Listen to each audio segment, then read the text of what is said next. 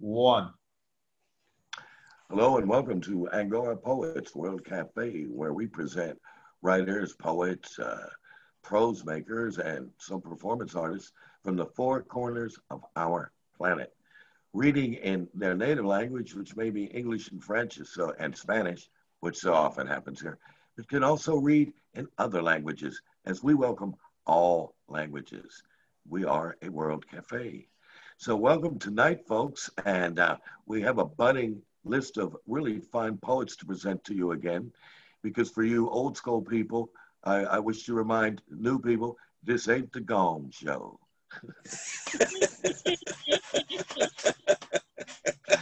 So, plenty of that to go around. Thank you. Okay. Now, so I would like to open this evening up here on August 16th by asking our poet, John Wasick, to read for us, please. Hey. So on to you, John. Thank you. Okay, this is called Words of Power, Dances of Freedom. A woman sets a plastic bag in front of the stage and puts her purse inside. Her gray hair hangs to the small of her back, and her blue summer dress covers a body that is slender but losing the curves at its hips. Arms now free, she dances when the band begins. Her right foot touches, she lifts it, then plants and pivots her body one full turn. Touch, plant, pivot, touch, plant, pivot. Uninhibited by onlookers and at ease, she glides across Pioneer Square. A crippled man in a motorized wheelchair is there too. His body's a wreck, slumped posture, tongue protruding and neck bent, locking ear to shoulder. The woman takes his twisted hand, moves in and away, shortening and extending her arm to keep contact, dancing a modified Western swing. The crippled man fingers the controls. His chair dances forward and back. She twirls, the chair circles, the two orbit, and for a moment, infirmity is forgotten. Ooh, thanks for leading off, John. Yes. Applause meter, applause meter. We will not shy from telling one another that we're doing some craft work. Okay, John, would you give us a second poem, please? Sure. Speaking of applause, this is called The Politics of Clapping. The lost poet drifts on an ice floe in a sea of silence. The pack ice beneath the lectern cracked and groaned at her first thoughtful stanza. Then her tiny island broke free. From my seat atop the first row shelf ice, I want to toss a lone rescue line of applause, or at least some seal meat for her lonely journey, but it's too late. The gulf between poet and audience is now wide as the Bering Sea. Any vibration would fracture the fragile ice beneath my frostbitten toes and plunge me into the hypothermia of the crowd's contempt. Silence grows. The poet gets smaller. Lapped by waves of scorn, she and her poem recede towards Siberia. Whoa. I've had that feeling about my poems. All right. That hits it, man. Okay, one more now, here. As we like to do, can you give us three is a charm? Okay, I can, yes. Report to the commissioner. All safeguards are in place. After months, the musicians can play blindfolded. We've perfected the disappearing ink, and as an extra precaution, our nurses will inject the writers' tongues with Novocaine. Although Dr. Kruger's system of pulleys and blinders prevented painters from seeing each other's work, separate cubicles proved more practical. An illiterate fast reaction team is standing by in case anyone makes it through the barbed wire. Even if a fugitive escapes, I doubt he could cross the miles of desert. Sadly, there have been setbacks. Actors cannot respond to their cues from isolation, and the oven mitts proved unwieldy. Computer simulations remain troubling. Despite all our precautions, the chance of two minds meeting cannot be reduced to an acceptable level. Well, yeah. Are you resonating on the further emphasis on isolation, individual No, isolation? it's just a random selection for my book. I mean, can two individuals can't be reduced? Was it the way you ended the poem? Is what I'm commenting on. How did I end it? Yeah, well, what is it saying? The chances of two minds meeting cannot be reduced to an acceptable level, I think is the ending, right? Yeah, yeah, that resonates in the outer world with the social Yeah. activism and all Very that. good. Yeah. Okay, well, thank you, man, and Yep. very nice. And I forgot to ask you, where are you at tonight in this world today? Well, in this world today, I'm just north of Boston. All right, glad to have you in, Thank you. and because we like to let people know where we're from. And okay, so next up is we have the judge. We call him so because he doesn't mix his metaphors or his opinions. So I'd like to gladly bring on Bill Strangmeyer, the judge. Bill.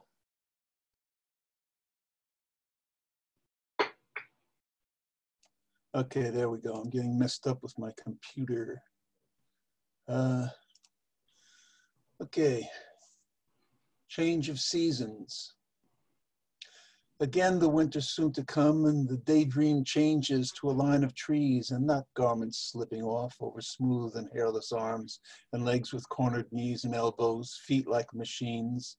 Pornography gives way to nostalgia, and steel and the gang of craggy old faces sitting in thin sun is a line of trees and the entry line of a forest, an infinite line of trees and infinite depths all the way to Norway. And peopled by creatures of clay and by creatures of ash, sand among the pines, and here and there a child's lost wagon, left behind when the child was lost, to cast off pupa, to be eaten by a bear while the adult imago goes off chewing, molted and chewing on a loss and hunting huge, fierce things that hate the pornography of summer because it doesn't fit in their filthy official envelopes and obscene lines of death. But that's a distraction. On to the Russian peninsulas. We shall eat ice and snow. We shall await the time of mud, and hope as we drink wooden flavored warmth and read our books on horseback, battling the dark and the darklings who drool ashes from maws. Okay. There's another positively dark assessment. You must be a poet, man. No, it's about spring. It's about winter and waiting for spring. It's about life. Oh, okay. Where was my head at? Okay, too much chocolate. Would you do us another poem, Bill? Yeah. Okay. This is called, first a quote by Michael Collins in the Smithsonian, talking about his experience in space. I try to stop, but momentum peels my hands right off the agenda. I am turning lazy cartwheels above and off to the left of everything that matters. This is called Reconciliations. Guest at a mystery. I watched the mirror child in a small house. I, and then, missed in precision, knew her straight and would have without the warning clue of her silence, by the sudden quiet from the inner Faust. Rebuild, rebuild. Life and the world are here. The glamour of fools recoils, hidden, not solid. Who would plead the dark as we all did? Time cools, time warms. Ambition would have me clear. Narrowly I spread my tarot of hopes and facts. Bias and glory compete for light and air, and secretly I've heard a small, bright lullaby, cheering the love that needs love and perforce lacks tact.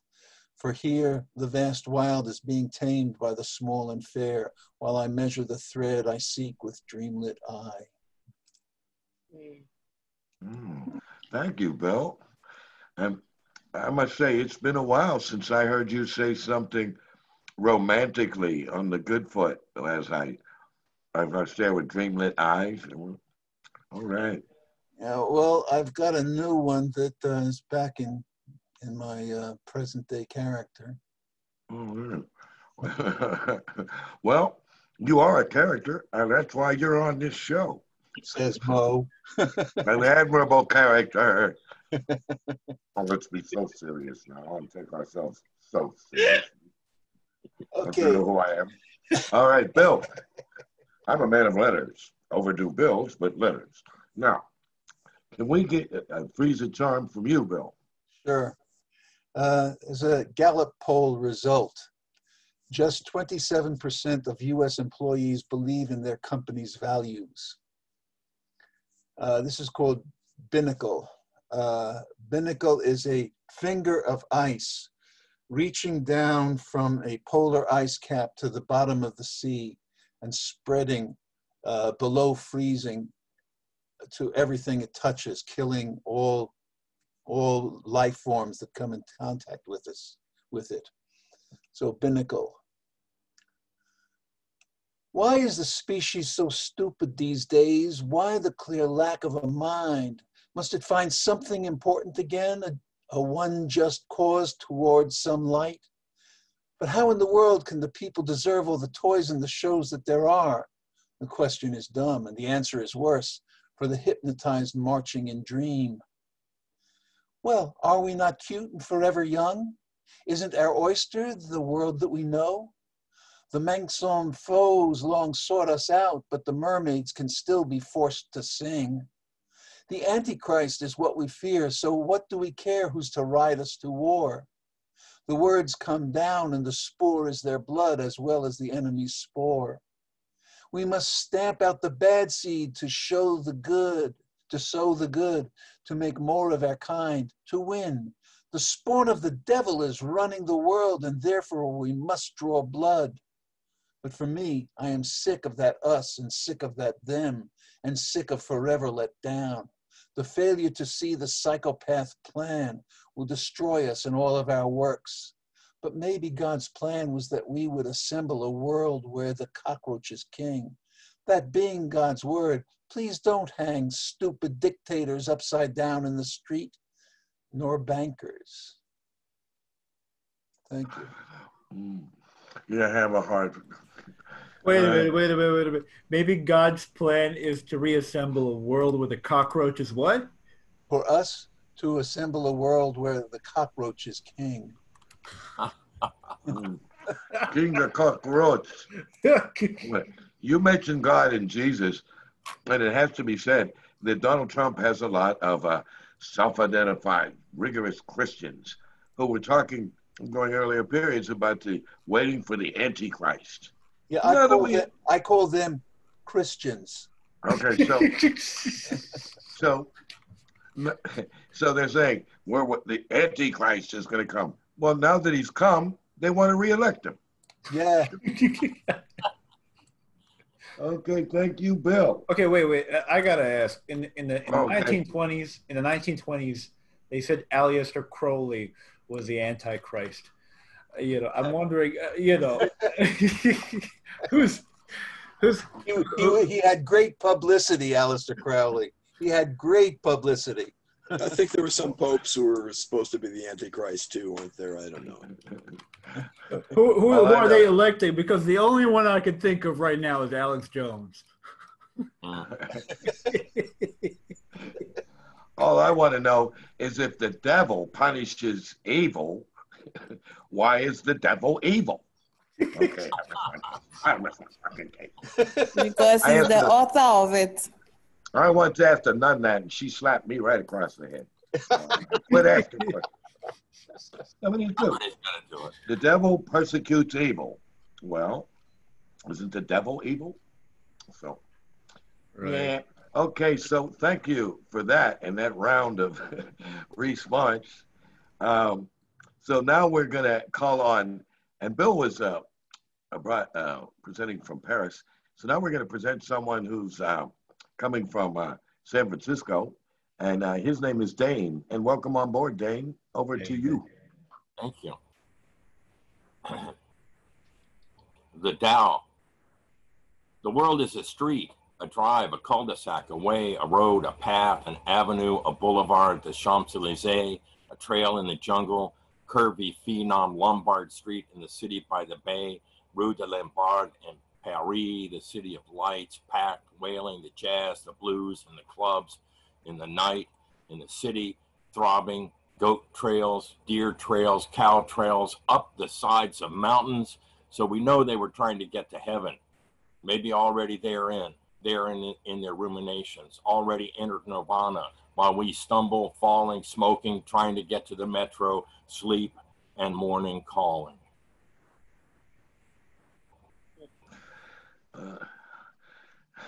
That's a good morning report. All right, Dane, can you give us the second one? And by the way, is this from your series on San Francisco streets? Yes, it is. And then all of a sudden it occurred to me, there's streets everywhere. Yeah, but you're writing a series, and then in, what, 17 streets are named in your street poem? Yeah, well, that one about the Tao is makes the 17th one. Okay, good enough. So how about your second poem, please? 6th Street. Imagine that, another street poem. Sandstone sadness, 6th Street, Skid Row, SRO, decades and decades, dead, dying, still dead, dying, sad glamour grows. Dreams in a bottle, dreams in a baggie, collapsing veins, pulse, tragic traffic into the tenderloin. Where's the mercy? The suffering unseen heart, working men on street corners, mining misery, the success of failure, ain't it rich? This blossom of hell unfolds and unfolds, petals of bloody vomit, shit-stained sidewalks, always Skid Row, always Skid Row, always. Hill's brother coffee can of bones inside the heart's plaster walls, surrounded, smiling, sailing, sparkly, gooey, happy green jello bay. Let's hide the empty in cappuccino foam.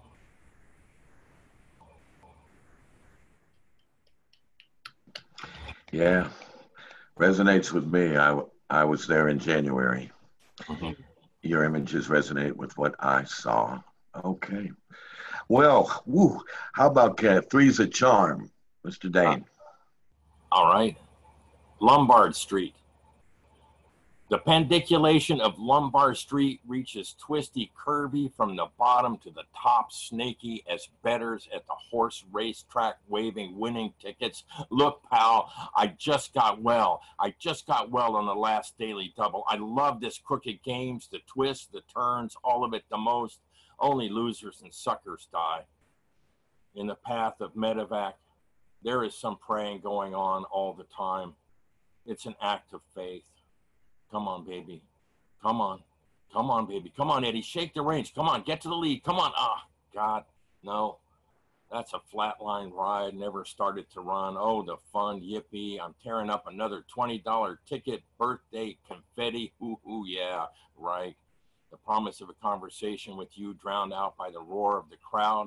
But I am with the tourist on slippery brick Lombard Street. Bring your words and your styling. Cardboard sleigh for the slide. Right at the moment, the details of washing machine surgery are about to become interesting as a vexing tale of broken things. San Francisco ocean sky blanket chopped up by passing medevac helicopter chopping. Seconds, silent, prayer, passenger getting to the finish line in a hurry, hoping their ticket is a winner. Silently, I walk down the steps to the bottom. Car horns and traffic wake me up to Jungle City. Okay, yeah. All right. Applause, Mita. Applause, Mita again. Geez, everybody's earning applause meters tonight. Yeah. No surprise. Well, thank you. Thank you. Okay, Dane, that was good stuff. Thank you very much. All right. And one question I have to ask. You know, I got into poker in high school and I lost right away.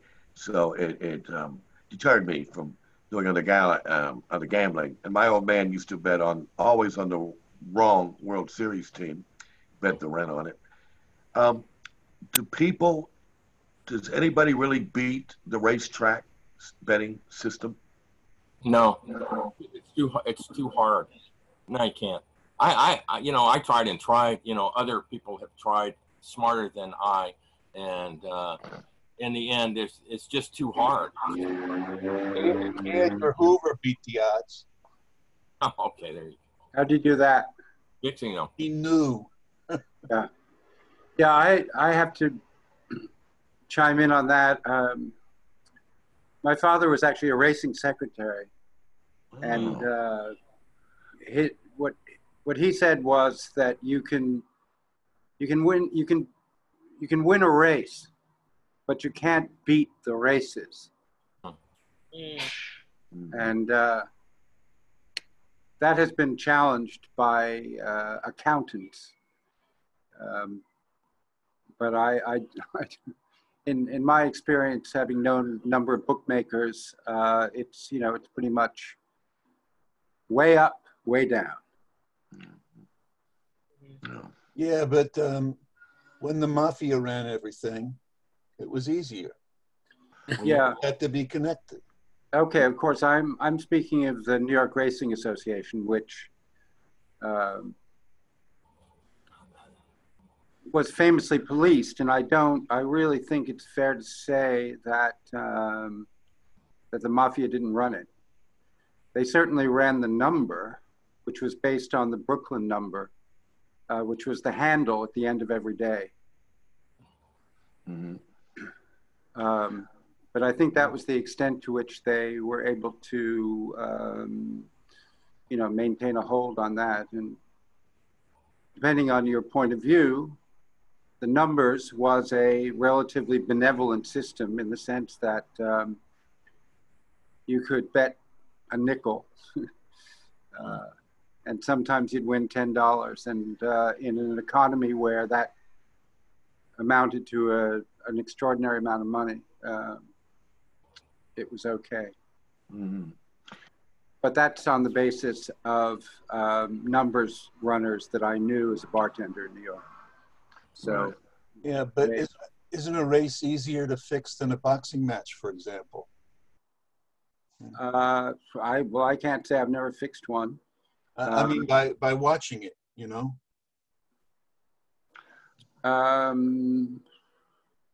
Well, I mean, it would be difficult because you'd have to get the riders all to agree to, basically to let somebody win, because, if you've ever been trackside and seen the pack go by, that's rough. I mean, they work hard, those boys and girls. So I just, undoubtedly they probably do it among themselves. It's hard to say, I mean, nothing is impenetrable to, weren't you talking about the devil before? The devil was in on this, clearly. Okay, I he mean, he'll some have shit in his time. He'll have his due, as we know. Devil be fixing his shit, I'm telling you. Exactly, yeah. So, I was thinking put 10 to 1, you burn for eternity and stuff like that. I was thinking of back in the day when the mafia was much more important than it is. Yeah. Well, of course, I just knew guys when I was a boy, because I would hear it. My old man would take me into bars, and they essentially loved the rush of going to the races. They loved the lifestyle. That they were always, they never really got ahead, as Jack is saying. They never really got ahead. But what hooked them to keep going back was the rush. Oh the yeah. excitement, even disappointment of losing so many times. It was that rush and being in a crowd of everybody screaming, "Go, go, go!" Right. Yeah. Yeah. Well, of course, you know that the other thing is that there are tips everywhere. You know, you hang around the racetrack and everyone's got some inside information. Yeah. Um, Okay. Well, all right. Dane, may I ask you a question? In your last poem, you used the word pendiculation. Yes. Could you spell that? It's PANDICULATION. And it's that thing you do in the morning when you stretch up and yawn.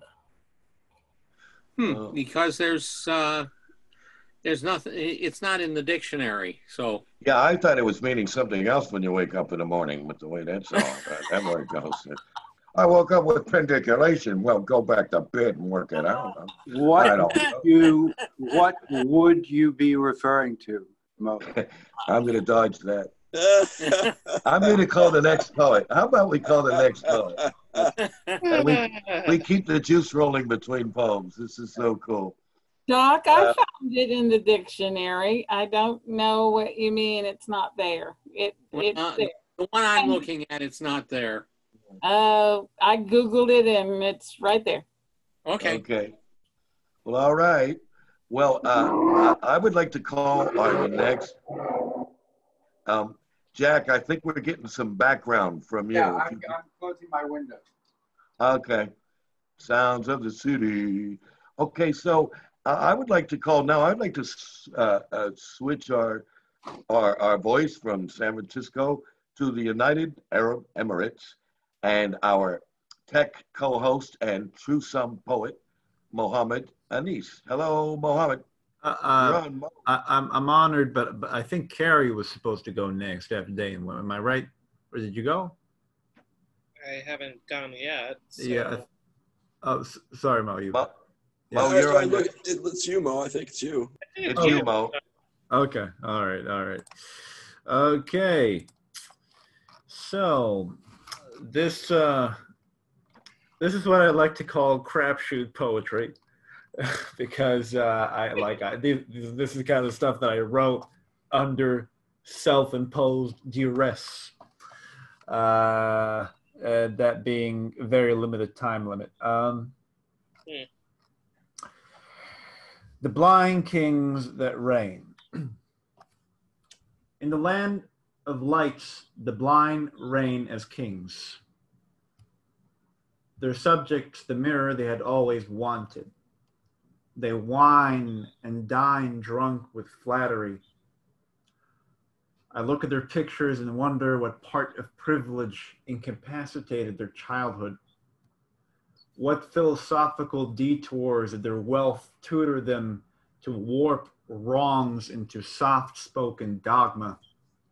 I always wondered how cushion could fashion humans to see godhoods in themselves, instead of resting to ponder long enough and wonder what makes them humans. The rabbis say that God is infinite enough to want to be appreciated by that which he lacks, and what he lacks is limitation.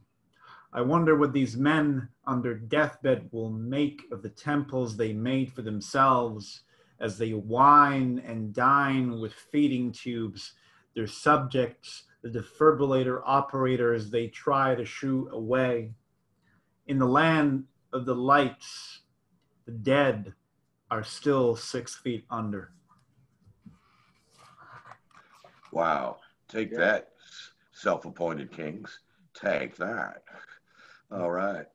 And as an Irishman once told me, in the game of chess, you know, everybody's on the board and some have more movement and power than others. But at the end of the game, you know, all the players get put in the same box. Love that line, yeah. Love that. Number 2, Mr. Mo. Okay, so this was this was written back when we had the Smithsonian live stream, the Smithsonian's The challenge was that the people on the Facebook Live would give us words, and we would just make a poem out of it. And this is a pretty short one that I wrote at the time, 20 minutes. The endurance of a soul can only last as long as conversation, not ego competition posing as virtue like neo-colonialism. Today, we fight the power for getting the footprints that brought us here, groveling for authenticity in an identity sandstorm. Today, peace is a sustainable lie that sells. They push us into a labyrinth posing as a sanctuary, a construct made out of hyphenated humans. Yeah. So again, this was just, collecting random words and putting it into something. Well, if Dane gave us the morning report, you just wrapped it up with the evening news. All right. And now if we can go matinee time. What, Mo, you were going to say? No, go ahead. Okay. Well, now I will most uncleverly say, if we could do a matinee, we'd like to call on our poet and go into New York City with Carrie Magnus Radna. Hello, Carrie. Hi, everybody. Good to see you. Good to And see I'd like to you. mention on your behalf that, like some of our other poets, you seem to be publishing everywhere. Well, I try to. I'm not very discriminatory where my stuff goes out. Yeah, let's just say it's pretty slutty. But well, I think I don't know, slutty. Let's tell all these publishers. The only time I'm slutty.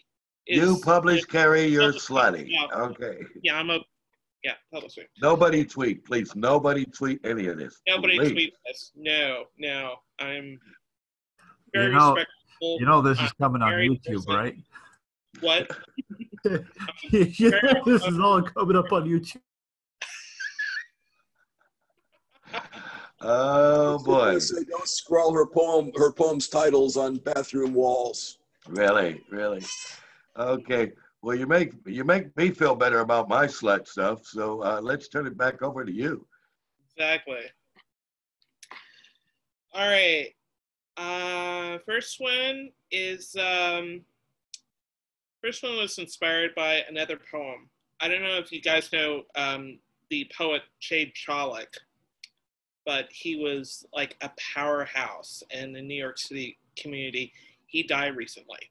Love Jade Chalik. Yeah, Jade Chalik was the best. He was such a gentleman. He was such a teacher and a friend to everybody. I mean, he was just amazing. And it's very sad. So a few years ago, he performed his poem Blue, and I was so taken by this poem that I wrote this, called Indigo Statue in the Future. When my baby says goodbye to the big, awful blue world by his hand or not, paint my organs in blue like the nudes in Matisse. As I wear black for the rest of the year, my heart will beat blue with its sinews and veins, so both love and obligations won't be in vain. The whole damn year of mourning will be blanked out with the blessed sun. My lungs and skin will hold the same melancholic tincture until eventually the sun will shine for me again, changing my body and visage green and its golden light, then normal again, as if the tragedy never happened, never frozen in place. When my baby is gone, if my baby is gone. Wow. Okay. Yeah. Okay. Put that in your will. Yes. Okay. Wow. Can we hear a second one, Carrie, please? Yes. All right. So this is a poem that eventually became a song. but I forgot the tune of it, so I can't really sing it to you now, but maybe someday I'll recall the tune. This is called Saraband, Autumn Sweater. This city always keeps me awake, alone in this hotel bed, taking long, deep breaths. I try to memorize the exact color of your eyes. The sweater you packed for me is for autumn, not for winter. With a slight shiver, I recall that radiant time you wore it.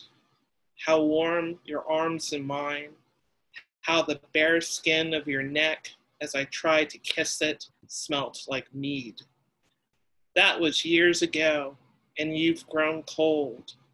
Too cold the air, and dark now to go wandering. How many more nights to miss your enfolding arms? I could tell where the stars are, even in this faraway city.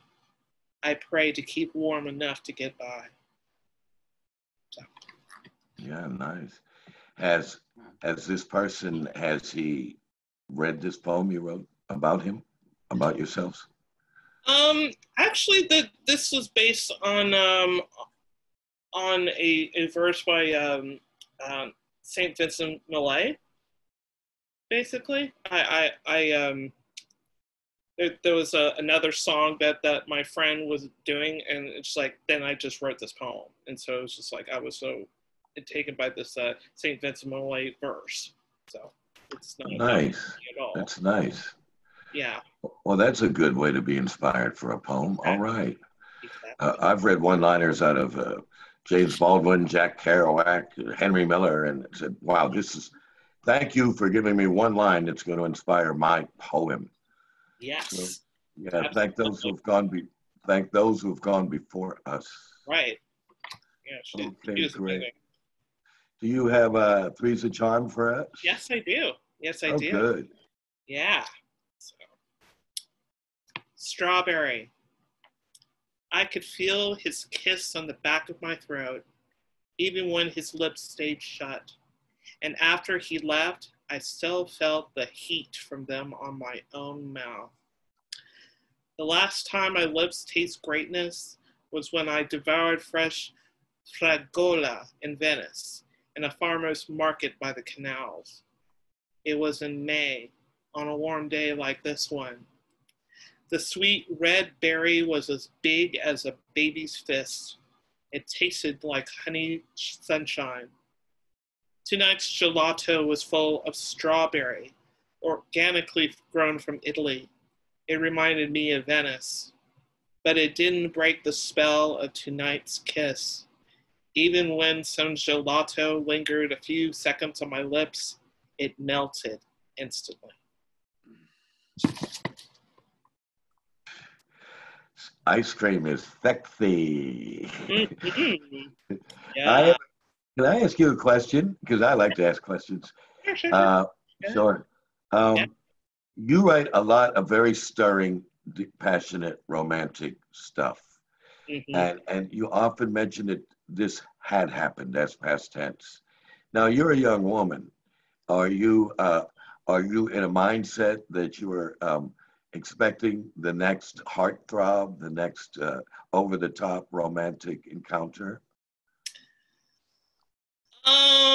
This is all fantasy, guys. You know, it's like I had a really great kiss one day, and it's like, oh, let's just, play it out and stuff. And I had some ice cream at the time, so that part is real.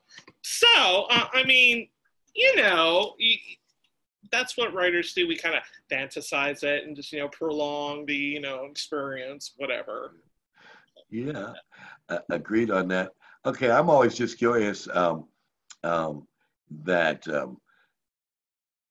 I like to think of myself, and this is a psychological problem in myself, which is to say things I wrote that seem glorious or triumphant or ultra romantic, and I often write and indicate somewhere, usually at the end of the poem, it is over, or that was over. And I say to myself, yeah, that was over, but there'll be another round. Please let there be another round. And since I'm not at all confident about that, I ask other people about how they feel. Well, who knows? All right. Well, okay. Well, thank you. And we'll see you in the second round again. All right. Right? Okay.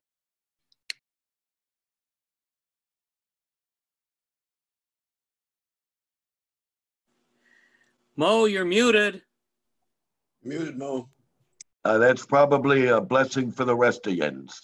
Okay, so now I would like to call the poet laureate of South Euclid, Ohio, with this little squat next to it called Cleveland. And I'd like to call him Doc Jennings. Hello, Doc. Welcome on. Thank you. Thank you. This first poem I wrote because a friend of mine in Houston, who happens to be the director of education at a synagogue, wanted something to read before she blew the shofar each day during the month of Elul, which this is. It's the Hebrew month preceding Rosh Hashanah and Yom Kippur, and it's a month of reflection. Elul, a time of reflection. This time of the year, a time of reflection, a time of self-judgment, the beginning of healing and of moving forward. We review all our strangeness, our quirks, and our flaws, the ways we've been toxic, hurtful, wrong. We search in our darkness for the wounds we have made, to ask then forgiveness that we might atone, seeking the gateway to love, to healing, to peace. Then we move forward with passion and grace to accept the new us, accept the blank slate in the quiet stillness of prayer and of self. And she has read it in her online video blog, which I appreciated very much. Okay. Well, I have Jewish members in my family, and once a goy, a non-Jewish person, asked me, what is all this about Yom Kippur? You're supposed to ask for atonement and forgiveness. Well, and I said, yeah, in a phrase that means drop the charges.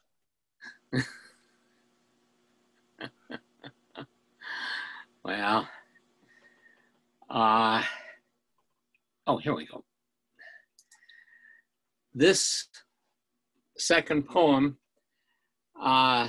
this past Monday here, we had 4 inches of rain in about 6.5 hours. It inspired me to write this. Opera.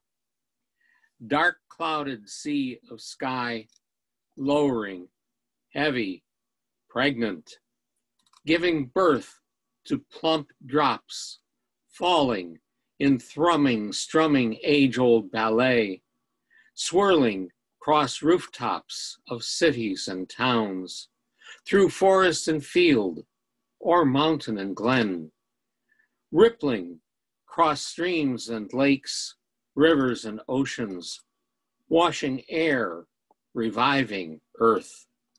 Scents of rain and petrichor, melding, mingling in heady melodic bouquet, roaring raucous paeans of thunder, coruscating songs of lightning, an exuberant intonation of cloud-limed sun, all weaving in a brilliant Arios rainbow chorus of life.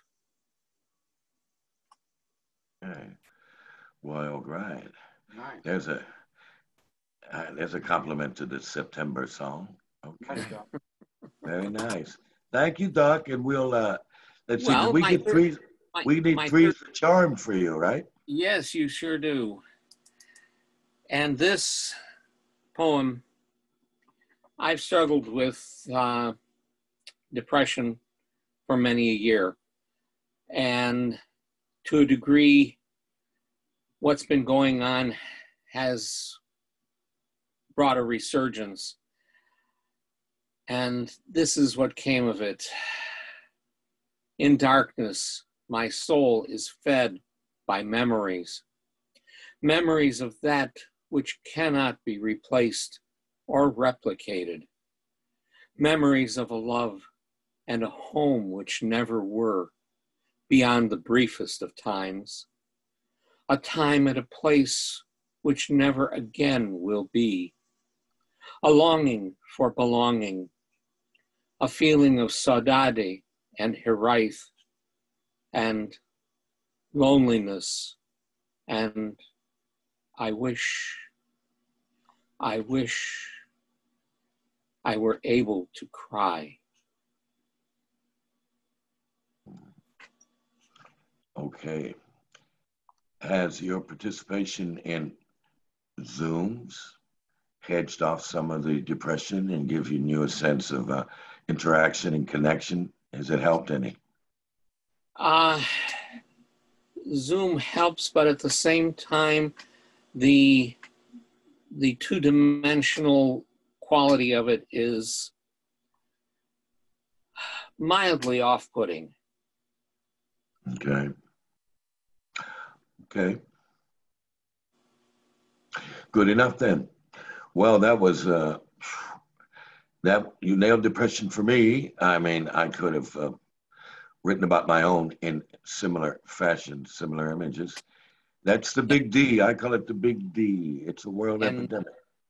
And the last line about being able to cry, I have not been truly able to cry since I was a small child.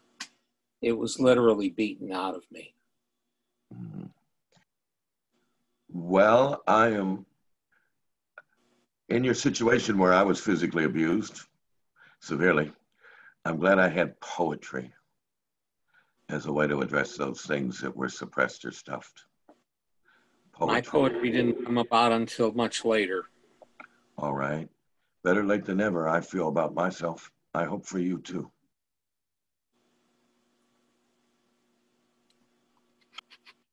I hope to hear next. We're going to leave Ohio, the rain-drenched shores of Ohio, and move over down to the African continent by way of Ghana and call on Benedicta. Hello, Benedicta. Hi, Mo. Hi, Benedicta. Welcome. Thank you. What have you for us tonight? Okay, 3 as usual. Yes. I read. Sounds of war, an aperture of resolute service, the cries of war, unknown guardians, relentless in selfless deeds, a praise worthy of gratitude, veterans of vibrant servitude, the sighs of a bestowed salute, lest we forget. That's the first one. Are you speaking about war around the planet or war near you? There's no war near me. I wrote it in 2019. All right. I'm glad to hear there's no war near you. Okay, would you give us a second one, please? Entries, exits, and tapers. The twisted clashes of an unabated argument. That's a haiku. Yeah, that's endless. Yeah, unabated. All right, good. That's true in too many cases. And now, would you give us three's a charm, please? Okay. So, the last one will be a monoku, and that is the stench of horrific pain in willowed sketches. That's a monoku for the third one. Yes, and I always ask people to read such brief. Would you please read that again? The stench of horrific pain in willowed sketches. That will be all. Wow. I'm imagining some illustration in my mind. That leaves one open for imagery. Well, thank you, Benedicta, and I'm glad your You're audio is welcome. working. Your audio and video is working tonight. Yeah, sure. That's good, because as you've mentioned before, the signal's not always consistent down in your neck of the woods. Mm-hmm. Okay. That's true, but today is perfect. Okay. Thank you. Well, thank you. Now I'm going to read a poem. Last week I read a poem on my own abuse as a child, and it mentioned that I don't live as a victim. So value the poem, and I don't live as a victim. Got over that. But tonight I was looking. I have a lot of poems I didn't know I have, because I'm very bad at organizing them in neat, steady rows and stuff like that. So I continue, because of the Zoom here, to find poems that I have that I forgot I have. And here's one called Man Child. And my cry, infant's call of need. It might have been the wetness, hunger, the thirst. Innocent desire to be in her arms. You hit me, I cried louder, this time in pain. You hit me again. I stopped your method. It worked well. Winter walks to school when ice bites. No mittens, not a whimper. After dark, lost in that neighborhood of hostiles and violence, I navigated my way through the nightmare, stuffing terror in the base of my neck. For all that, you went upside my head for getting home late. Yes, you did. Later in bed, springs rattled, but not I. Now that I am the father, when I think of you, the colors of violence, torrents of rage, knuckle sandwich desserts, an eerie quiet sets an uneasy calm. My only request, if I ever lay a hand to my baby boy, chop off my arm, make me eat it in front of him. The manly thing to do, you understand.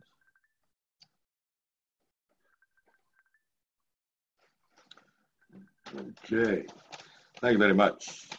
Look what I found. See, this is on 5 pages of perforated paper. Um, uh, and it was very handy when I wrote it.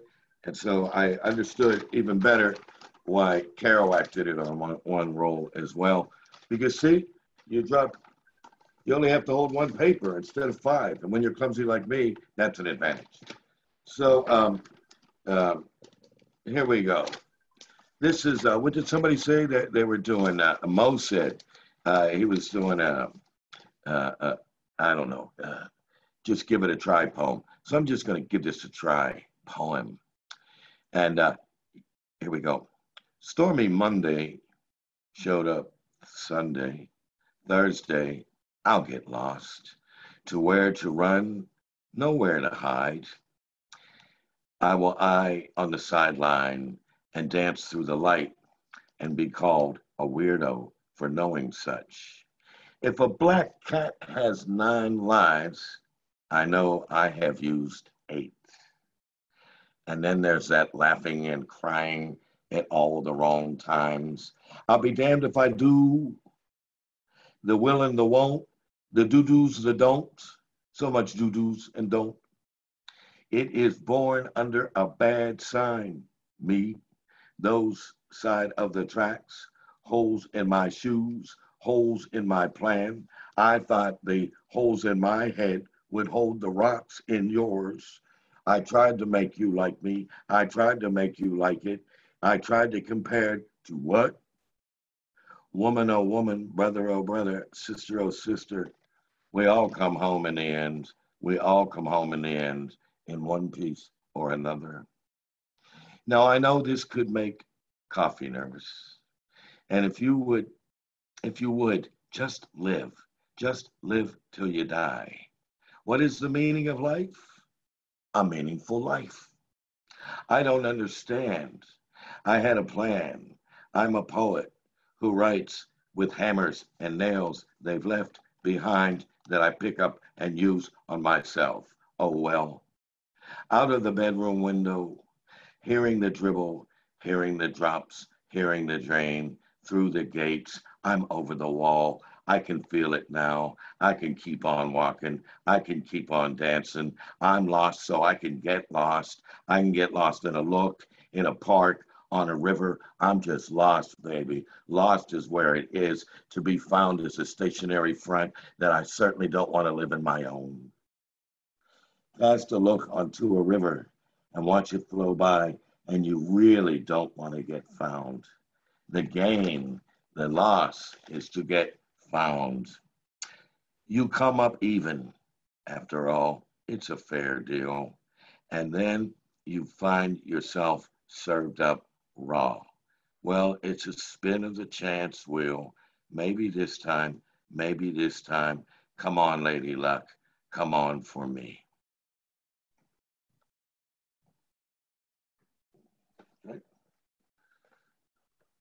Well, thank you. Okay. And here is here's a handwritten poem that somehow I read before. Well, God damn it, this is the one I pulled out of a dark stack, thinking it was another poem.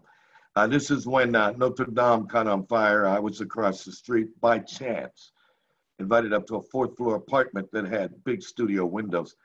So me and this woman watched the roof of Notre Dame burning to our horror, absolute horror. It felt so close because we were simply on the other side of the riverbank of Notre Dame de Paris. So this be called Is Paris Burning? Is Paris burning? Is your city burning? Is it too late to wake from sedated cells? The hoax of doctors' little helpers, mind neutering for craved central case, and the crowd is out of control, out of control. So I'm sleepwalking through this day. Murderous mania, I know, comes the morrow. The overseers pour champagne, never seasick aboard their yachts, no vertigo, flying their toy jets, sniffing cocaine. What a rush, what a rush. Jailing the truth sayers, the truth slayers, sing a swan song for Julian Assange. The bait and switch illusionists ruin our lives, and we running to the next fix, wishing that free electrons would carry us along, and we mark the right ballot or take a bullet. Wall Street, hemorrhaging money, yet the West Bank is broke. No evidence of God the protector. See the slave trade for details. Ask Armenians for descriptions. Ask Native Americans, where was he when I needed him? And then go to Auschwitz. See it all for details. See Custer in a man-made hell. And when I found it, bury my heart in wounded knee. I dream Malcolm X is president of the United States of Amnesia, and the Dalai Lama is our minister of education, and Moses trips out on the burning bush. Muhammad hangs up the sword, and a benevolent dentist strips Kali's teeth. And Buddha replaces nonsense with incense. Jesus just left Chicago for a room in New Orleans. No forwarding address, please. Oh, where is my Coltrane poem? Is Paris burning? Am I alone? Oh, where is my Coltrane poem? Is your city burning? I smell the stench of human flesh, worse than the wood and cinders, extinguishing the body, extinguishing the mind, torching against the soul. Da, da, da, da, da, da, da, da, da, da. That's all, folks.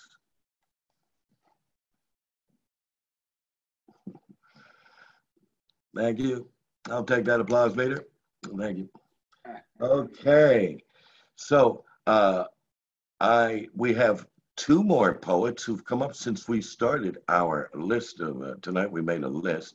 And so that would be Jack Cooper, and that would be Claire Andriani. So glad to see you two coming on board. And so I would then next turn it over in the order And of which. you've forgotten Karen. Karen told me, tell it, Karen. I said I was just listening. I had a frustrating day and I came for poetic healing.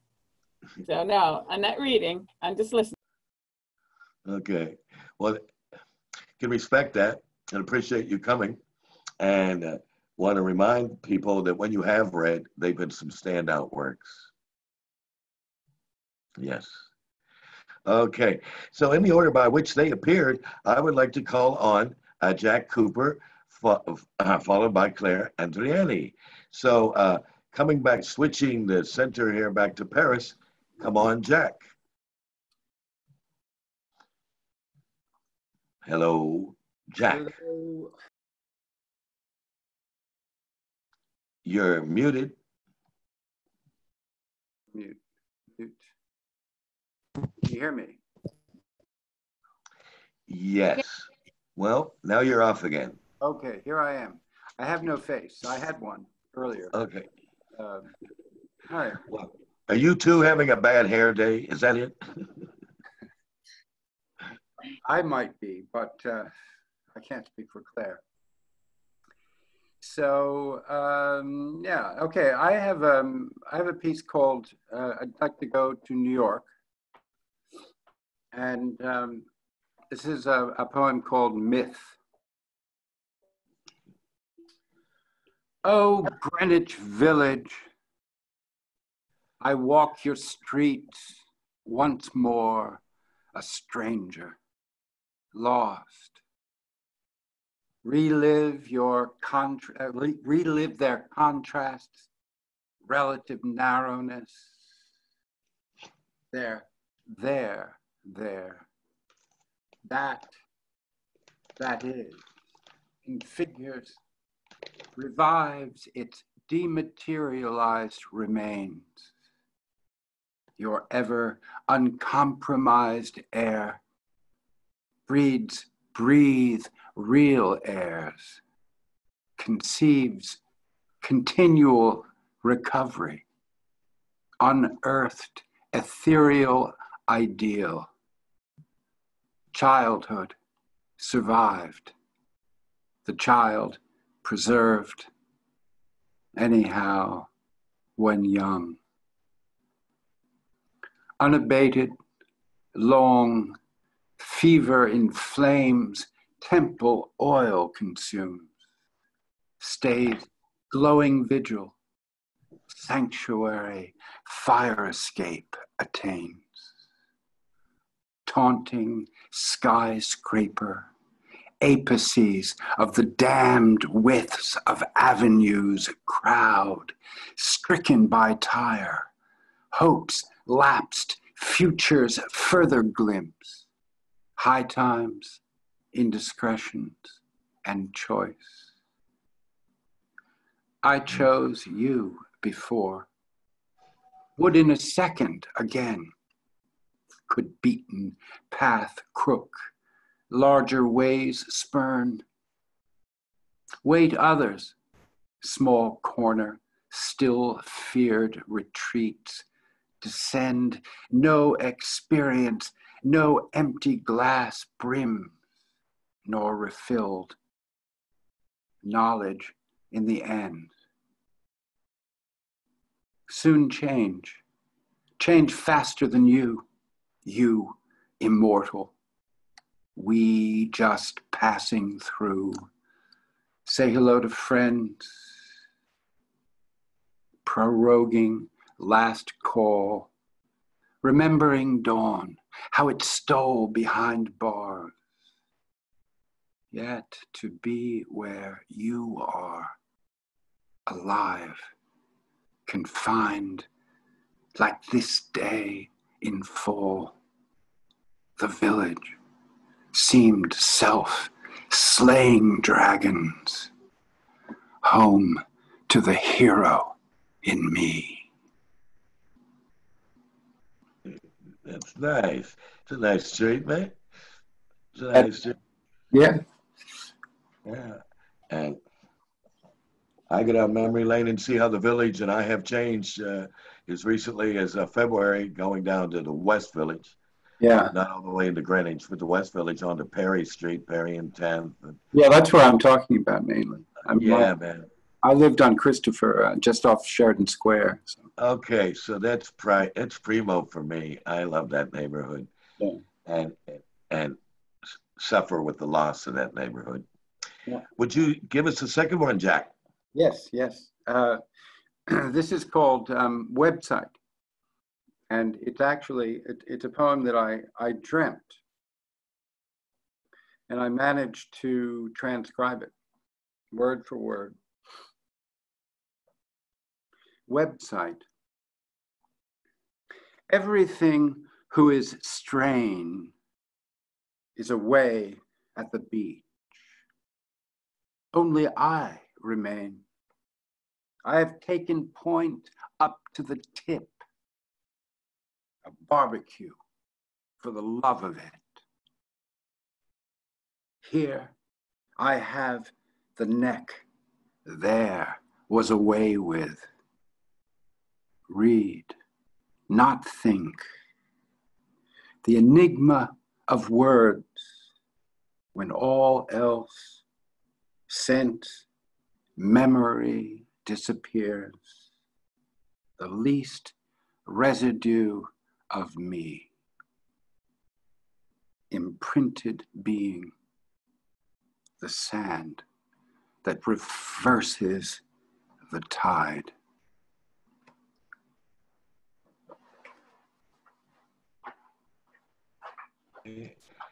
Wow, that was a good dream, huh? That was vivid, huh? Yeah, it was Labor Day weekend. Quite a poetic Labor Day for you. Huh? Yeah, and I was still lost. I was still in Manhattan. Mm-hmm. Well, at least you weren't sitting on the beach at Coney Island getting your skin burnt to a crisp and That's true. Eating rubber hot dogs. Yeah. All right. Do you have three's a charm for us, Jack? I have, yes. This is called rebarbative. Courage lost with my face. I see myself again.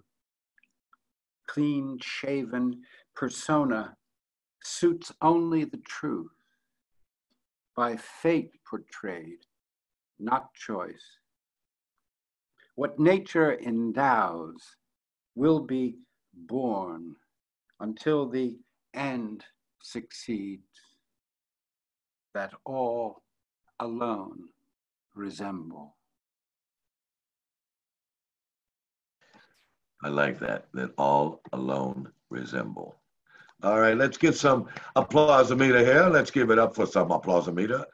All right. Thank you all. Thank you. Thank you. No bells or whistles. This is not the Gong Show.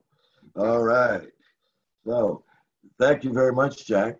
And now I'd like to move over to another Paris poet who has been on the scene for some time. And well, I want to welcome you tonight, Claire Andriani. Hello, Claire. Hi, everyone. Hi. Hi, Claire. So, I yes. have a poem that I just rediscovered that I probably wrote a year ago. And it's called Crossroads. Can you hear me? Okay. Yes. I am at many crossroads. Science and fiction, writing and thesis, prose and poetry. I'm striving to push the limits of femininity, find my own voice in a world of uncertainty, where the words in a million shapes shoot the stars of cosmos and laugh mockingly. I am at many crossroads, many depths between prose and poetry, striving to think outside. The blue flower of uncertainty, embraced out as my old friend, smiling at me. I'm at the crossroads of many me, fighting for my liberty, between here and there, now and then, light and darkness, between you and me. Wow. If I, yeah. If you allow me, a lot of conventional psychiatry and therapy had been telling people ever since the 50s that to be unsure of who one is after a certain age is irresponsible and is somehow what even might hearken to split personality. And as it turns out, artists, among other cosmic pranksters, have proven that diagnosis to be inapplicable to a lot of people who continue with their personal search. And it just reminded me of, particularly with women, oh, woman, decide on who you are and be who you should be. And to deviate from that path means that you're unstable. And we should give you some time in a mental rehab and some medications. Anyway. My God, if that were true, I'm doomed. Yes. It's so refreshing that poets can go out there and it doesn't mean they've succumbed to a psychotic breakdown. It simply means they're still soul searching. Yeah. Can we hear a second poem? Thank please? you, Mo. Yes, you can. So, cosmic pranksters. Yeah. The second one, another one that I found that I probably wrote 6 months ago. It's called Montmartre. Montmartre by night, just an image of civilization and will of continuity among the clouds. The different blues of this picture remind me of the divine and the human, separated yet reunited by the skies. Greek mythology, smiling from above. The stars are talking to humans when they look at them, their eyes like dark marbles staring from inside. That was my feeling and impression about Montmartre. And now I have a third one. Three's a charm. Marbles staring from inside. Yeah. Fabulous. Thank you. Okay, It's called Three's a charm, it's called. From you, Claire, Three's a charm. Three of the Charm, and okay, if you want, okay. But the real title is The Reign of My Thoughts. The Reign of My Thoughts. Chet Baker is playing and all disappears. The worries, the doubt, the people waving at you when you are dreaming, no more fear. The trumpet sounds like a horn, all in warmth, and makes me forget that I am not where I should be, and makes me remember that my love is right next to me, singing like a bird. Oh my God, Mo, it's my neighbor again. Uh-oh. Well, I have to go. Deal with your neighbor. We'll put this on hold. Straighten him out. Go ahead. Well, last week, those of you who were here last week, there's about 12 of us, you'll recall we had some really stimulating, provocative conversations between poems on the break and after the reading was over. We just jammed on some feelings about issues, personal, political, social, and I thought that, frankly, would match the value of the poems, because the people who originated that poetry were the ones who went into conversation and follow-up. It was just wonderful. I just had to say that. Other people noticed it too. And Claire, did you straighten this person out? Yes. Good. All right. Now you can give us Three's a Charm.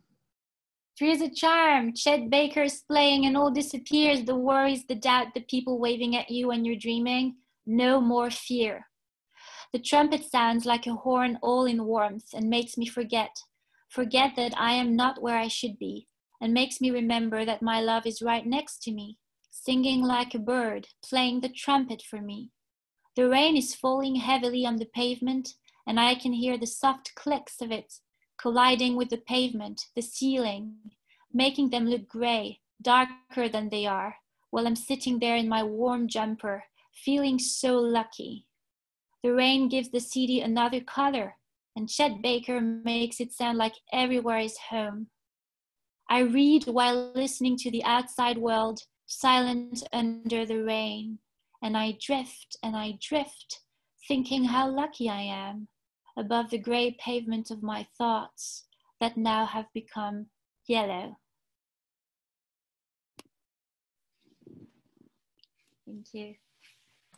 Above the gray pavement? The gray pavement of my thoughts. Love that. Thank you. All right. All right. Well, now, that was one nice first round. Hey, yeah, thank you. Yeah, all right. We are already, wow. That wasn't a warm-up round. That was a delivery. That was the delivery poet. Boom. Okay, so now we're going to take. Yeah. Jack, you can. Well, I just want to mention. Now we're going to take a break and talk about anything we want before we come on for the second round, where everyone is invited to participate again. So let's go into that break and chat whatever. Whatever. What can we talk about? Wow. Well, fixed things that are not fixed, and the problems that you have when you try to fix it. Well, I was going to say that since this is not the Gong Show, I decided to wear my Chuck Barris hat here. Very becoming. Now, if we can get Gene the Dance Machine to come out one time on screen. Yeah. Chuck Barris was actually a cool guy. He knew it was all just one big happy joke.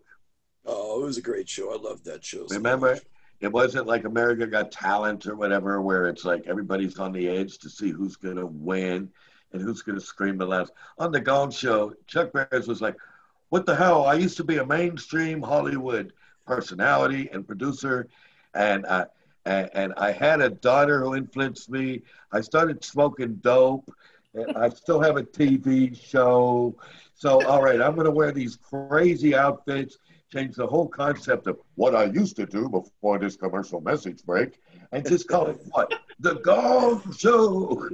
In the middle of the day, you can watch this crazy stuff where everybody was a winner. Everybody laughed with everybody and not at anybody. Yeah. That was cool. He was a cool guy. Yeah. Did you see that movie that, Confessions of a Dangerous Mind, where he's, he's pretending that he was a CIA assassin and all sorts of stuff? Is that Barris? Yeah. I don't know where the hell that thing came from, but that's a great movie. Yeah, because actually what he broke, he was in that very sensitive period where America was still mostly siding with the cause of the Vietnam War, and he comes out with like peace signs on a GI helmet, which was a radical rockin' statement in like 1965, 66. I was not aware of that. Yeah, that really shook the shit. And see, he survived that because he was such a successful Hollywood insider who made the dating game or something. Is that right? Things that were just, those prescribed formulaic daytime shows. So in other words, he didn't get bounced for the Gong Show. He quit while he was hot. Yeah. So got to give it up for Chuck. That's what you do when you're at the top. You quit while it's hot. That's absolutely. What you do. Yeah. Not just the people in Hollywood, rock stars too. You know, when they quit when they're hot and stuff, and then we're just like, "When are you coming back again? When are you coming back again?" Yeah. Yeah, or the smart ones do. Marlon Brando was supposed to, and then they brought him into that Superman movie because he was broke. He needed the money. There's one guy named, I read about, there were some that just said, that's it, I've had enough, I quit. I'm good, and I want to get out. Because, Right. you know, how many times can Robert De Niro play somebody's aged grandfather in a family movie? You know, as he's up for every year and a half or 2 years. After doing Mean Streets and all those other movies, yeah, it's just like. You know, I liked Silver Linings Playbook. I thought that was a great movie. I'll be honest. That's The last movie that he did with all the Goodfellow actors, what's his name? Irishman? The Irishman. That was like it really rekindled all the good Robert De Niro stuff that I know. But that's like for me, that's probably the last hurrah of his career. Like cool. It was amusing to me that Al Pacino played Jimmy Hoffa, right? And as expressive as Pacino is, most of his play that whole movie was to walk around and hunch shoulder and go, what? Get out of my way. And that's so, I mean, Pacino was known to be very articulate, very gesticular and all that stuff. And in this was just, hey, I'm the boss, get out of my way. I saw Jimmy Hoffa once. I brought his car back at the Americana. Nice. He wasn't very imposing. He was like just normal, you know? Okay, good enough. Good enough. Guys, how true is that film, The Irishman? Like, I don't know. I read something saying that it was, you know, that it probably wasn't really true that he killed those guys. You know, the guy kind of, they thought the book was kind of, that the guy wrote was kind of, you know, made up. What about Jimmy Hoffa and his relation with the Kennedys and whatnot? Well, I don't know about that, but I mean, as far as the Robert De Niro, you know, character killing Jimmy Hoffa, they thought that wasn't necessarily true in the article that I read. Yeah, Jimmy Hoffa hated the Kennedys because Bobby was after him. Yeah. Right. Yeah, that was a death sentence for two of the Kennedys, which is they needed the mob. Their father, who was a gangster, a bootlegger, who bootlegged whiskey from Canada into the States, and supported the right-wing causes, by the way, interestingly enough. He was a right-winger. Hitler. He supported Hitler. Hey, that's kind of right-wing. Ooh. Yeah, a little bit. A little bit. Why it's boiling. Yeah. So essentially, not essentially, what did happen was Joe Kennedy went to they needed Illinois as a swing state. They knew it was neck and neck. And they went to Mayor Daley, and they went to the Teamsters, and they went to the mob who was controlling the Teamsters, and they said, "Look, he's Catholic. You know, he's Catholic. Some parts of the country don't like that. Blah blah blah. He's not a machine man. Vote." Joe Kennedy said, "Vote my son into office, and he will deliver for your interests." Now that's a typical quid pro quo. So they rallied all these sort of undecided Democratic voters into voting for John Kennedy. And then immediately after getting elected, he appoints Robert Kennedy, who starts prosecuting the very people that the Kennedys were supposed to protect because of the vote. And that that pissed him off and led to rumors that the mob was Sam Giancana, Chicago and New Orleans mob were in on the assassination with the CIA and all this stuff because he betrayed the mob after he got elected. And then there were all those rumors that the mob was, the CIA was trying to get the mob to help assassinate Castro too, because Castro took their casinos in Cuba. Yeah, because they got pissed off, man. Hey, look, we have 2 yachts, and you just took one of them. Oh, there you go. Yeah. We have 2 5-star hotels, and you just took one of them. You got to die, fella. Yeah, that was weird with Castro, though. That's funny. That's funny. They tried to put poison in his beard, was it? No, in a cigar. Well, The cigars, cigar. all sorts of weird stuff. Yeah. And they tried all kinds of stuff we would now call hijinks. Yeah, an exploding cigar, I think. Okay. Crazy stuff. Well, it's a good thing. It's a good thing they didn't. It's a good thing the anti-Castro people didn't have Vladimir Putin on their side, because when you piss him off, you suddenly get poisoned somewhere, you know, way out of seeming reach of his grasp. So it's a good thing they didn't have him. Polonium Lately, suppositories and no, because lately, you know, Soviet dissidents, yeah, you know, and other people, yeah, they're getting poisoned again, and you know, it's the same old shit. We didn't do it. Can you prove it? Yeah. And they're so good at the poisoning that it can't be proved. Yeah. I bet the CIA is jealous as all shit about that. They usually got to put a bullet to somebody's head, or drive them crazy and put them in a psychiatric institute. You know what the Clintons did to people who were going to out on them. So you know, Putin just wherever you are, ping. And then, I think the Soviets used the psychiatric institutes too. Yeah, but for the big fish, who they determine are the big fish. Oh yeah, you know, the Soviets did that. Yeah, they did that. Whereas, like I said, the Clintons, they just found somebody on their way to congressionally testify with a bullet in his head, his Rolex watch and wallet intact, as he was carrying George Walker Bush's phone number in his pocket and on his way to Congress to testify about his role in Clinton corruption. He didn't get poisoned. He just got bing. Crazy shit. Politics is less secure than poetry. How about that? We should pride ourselves. Amen. Dissident politicians have less security than imaginative poets. Hooray for us. Amen. So,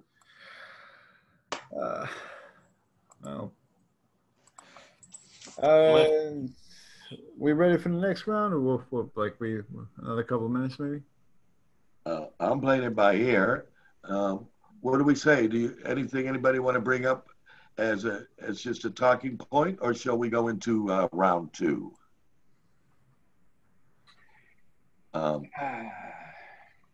What is it, Jack? You can let us know. Oh, That was a big sigh. Excuse me? That was a big sigh. It was, and I'm sorry, I wasn't. I was just trying to decide what to read. Okay. Oh, that actually is me. a sigh. Actually, me too. And like a couple other people, I brought out some poems that I didn't know I still had. Some of them I forgot I even wrote. It's a nice experience that we can do that. Nice. Yeah. And that they hold value when I read it, you know, and when you've read yours tonight, the three of us that have pulled this out of the woodwork. That's Well, you know, the great thing about all these Zoom calls is I can read my 20-year-old stuff and it's all new to you, you know.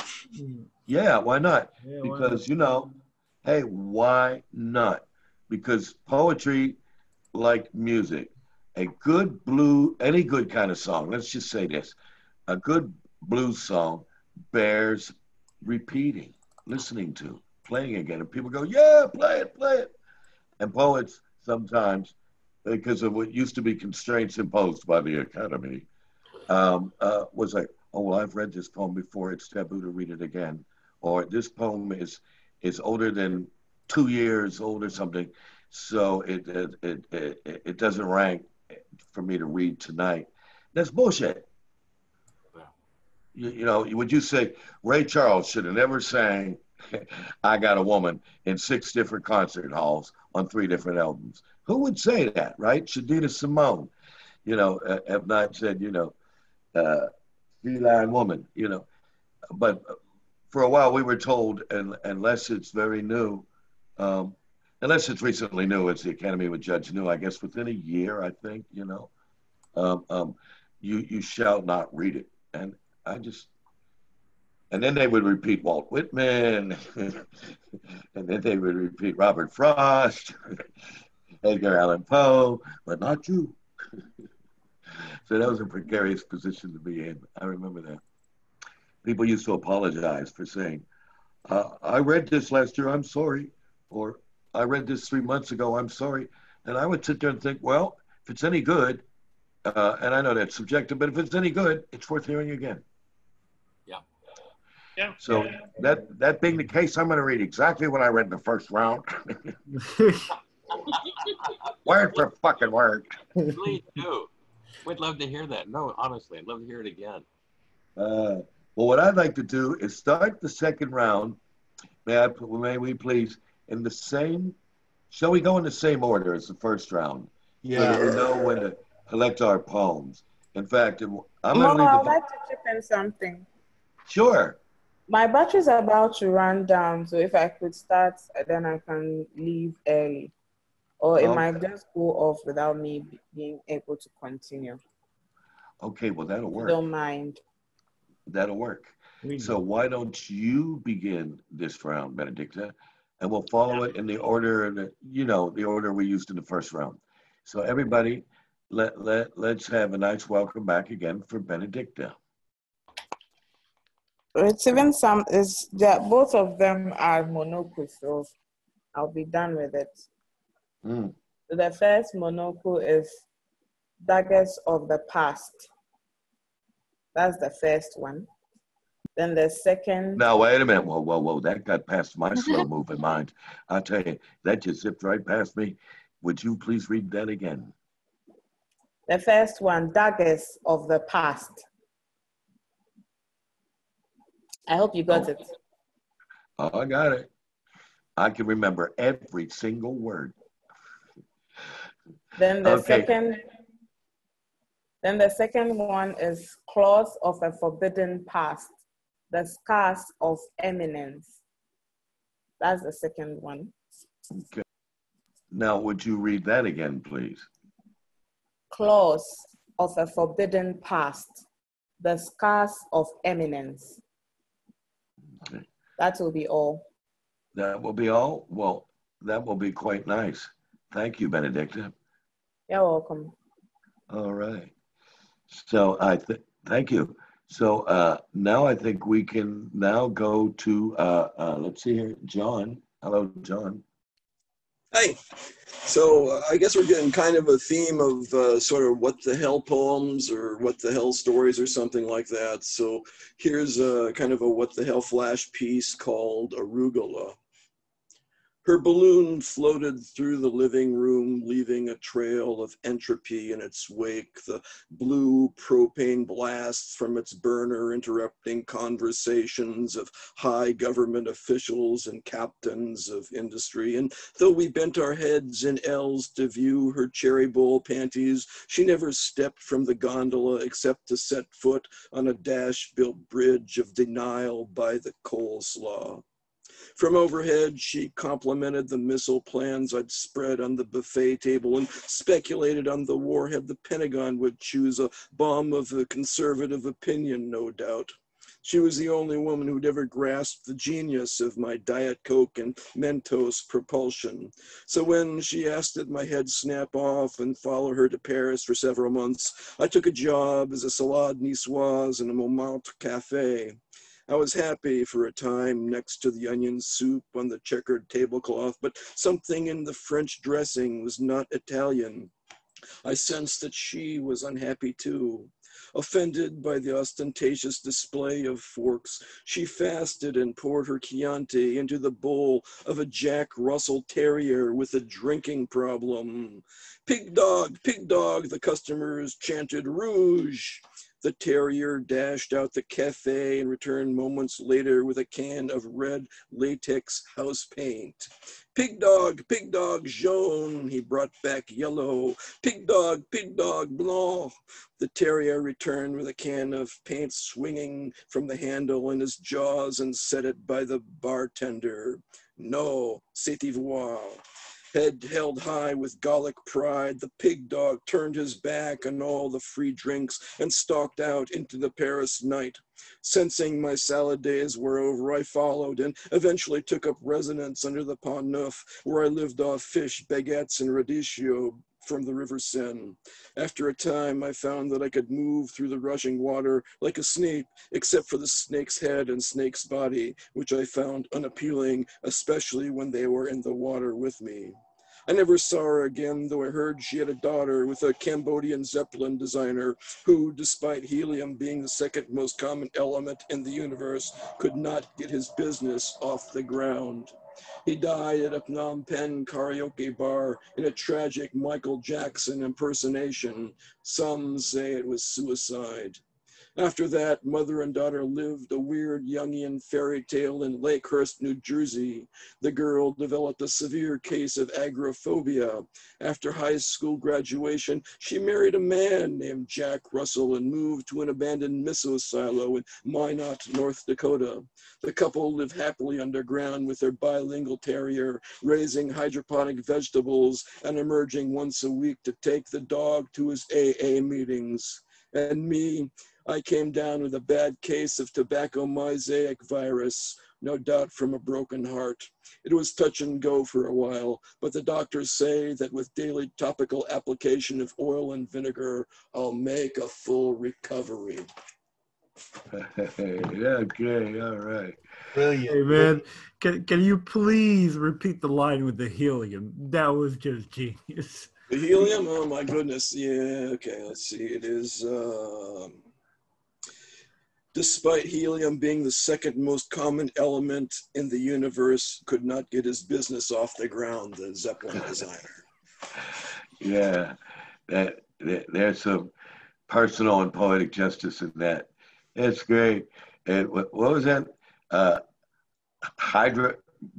Hydroponic, growing hydroponic vegetables? Yeah.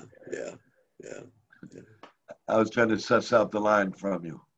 Oh, you want me to read the line again? Let's see. Well, they're in the missile silo, right? And let's see. Okay.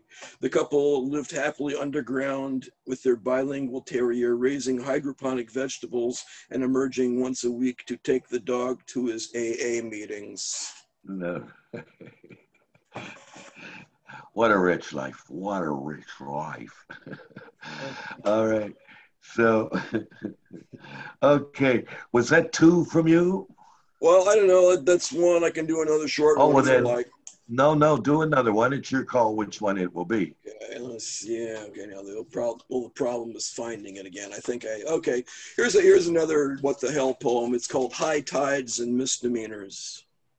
On the jetty, waves thunder by while I search for an image to hang my understanding on.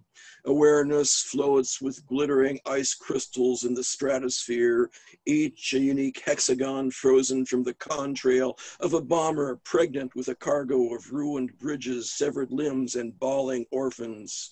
Only the safely dead escape the rumble of Katyusha rockets and 500-pound bombs.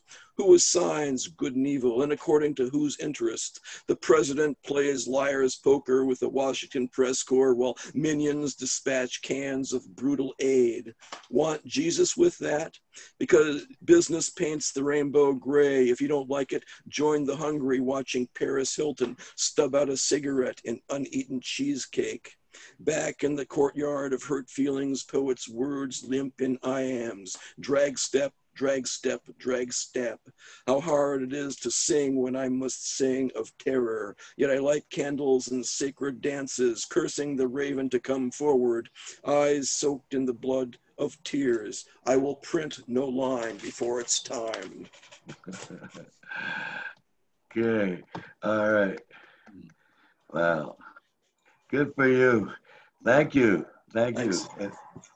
Nice to have some irony and some poetic lunacy mixed in together. That's great.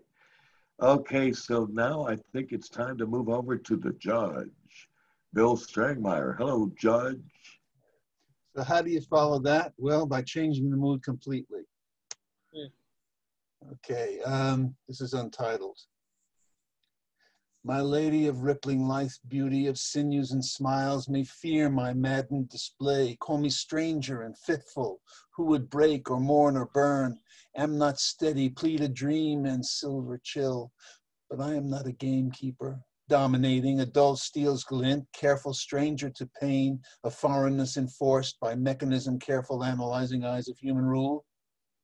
I am the lover you called in your mind, broken and healing, gauche and naive, to burn with your flame he'd call holy and full when touched by you, of sun and wit, though burnt and bitter at a scorn, an aching stream of frothy song that asks no duty, declares instead love, asks your gift.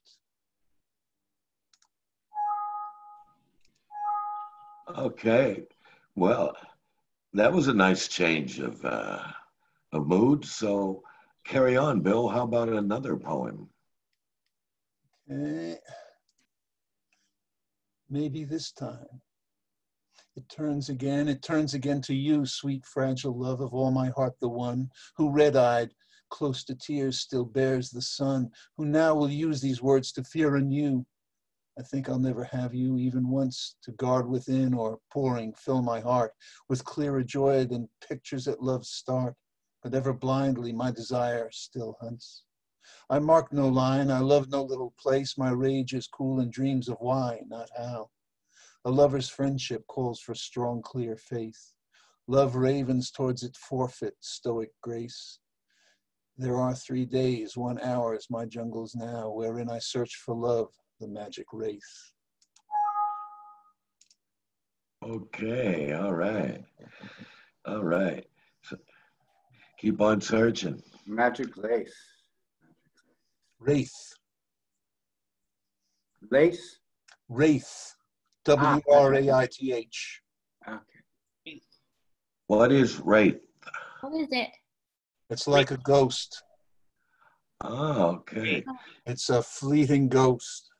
Oh, just one of them ghosts it's hard to pronounce. Wraith. You're a wraith. Cool, man. Okay, thank you, Bill. And I think next we're up to our Mohammed Anis. Hello, Mo. Yes, sir. Yes, sir. I have returned. Okay. Well, this piece is a little from the darker bits of memory. Crosses and coveted names decorate the walls.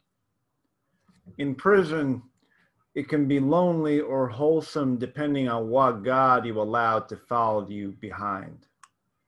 Roaches and bathroom filth will turn your nerves into a Ferris wheel until spinning will be no different than standing. You will adapt like the prison bars that could have been woven into a child's training wheel. Instead of deciding how old must a human lung age before it can breathe the world again. Better that you know that the guards will be as cold as the reasons that brought you here. Better that you fold yet sing and laugh inside as if they never caught you. Pretending that you've slept or are full with the bland morsels you ingest will become a part of your diet. Inmates will tell you stories if there's a soul left in them.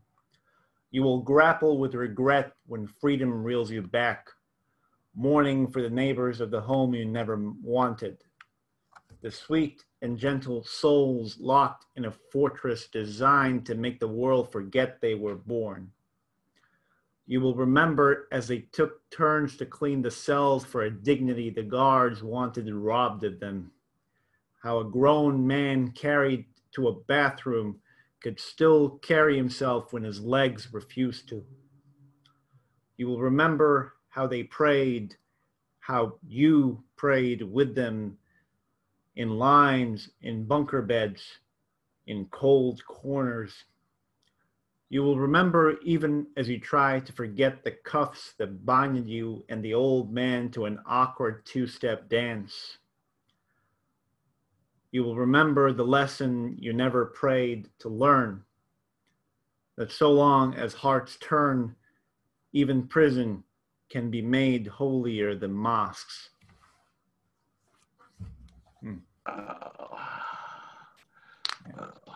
All right. Right. Nice. That was nice. And prisons can be turned into places more holy than their original design, as I have read from the accounts of political prisoners, poets, and political activists who have survived their incarceration and have come out to explain how they did survive their incarceration. Eldridge Tortured, deprived, bad health, and so forth. And by strength of conviction and mental sternness, they've come through. Yeah. That is so true of a prisoner's reality. Even the so-called common prisoner who has no political or social agenda has to make compensatory, imaginative space for themselves, or they'll go crazy. They literally will have a mental breakdown. So they imagine that the space is something different. Guys in solitary confinement do that, or they certainly will go mad. So that was correct, given the evidence that people have been through it. Thank you. Thank you very much. That'll be all for me from this run. That'll be all for you? Okay. You don't have a second one? Nothing new. Nothing new. Well, as we said, if Ray Charles could sing "I Got a Woman," okay, on more than one album, then I'll sing my old "I Got a Woman." Okay. All right. Here's this.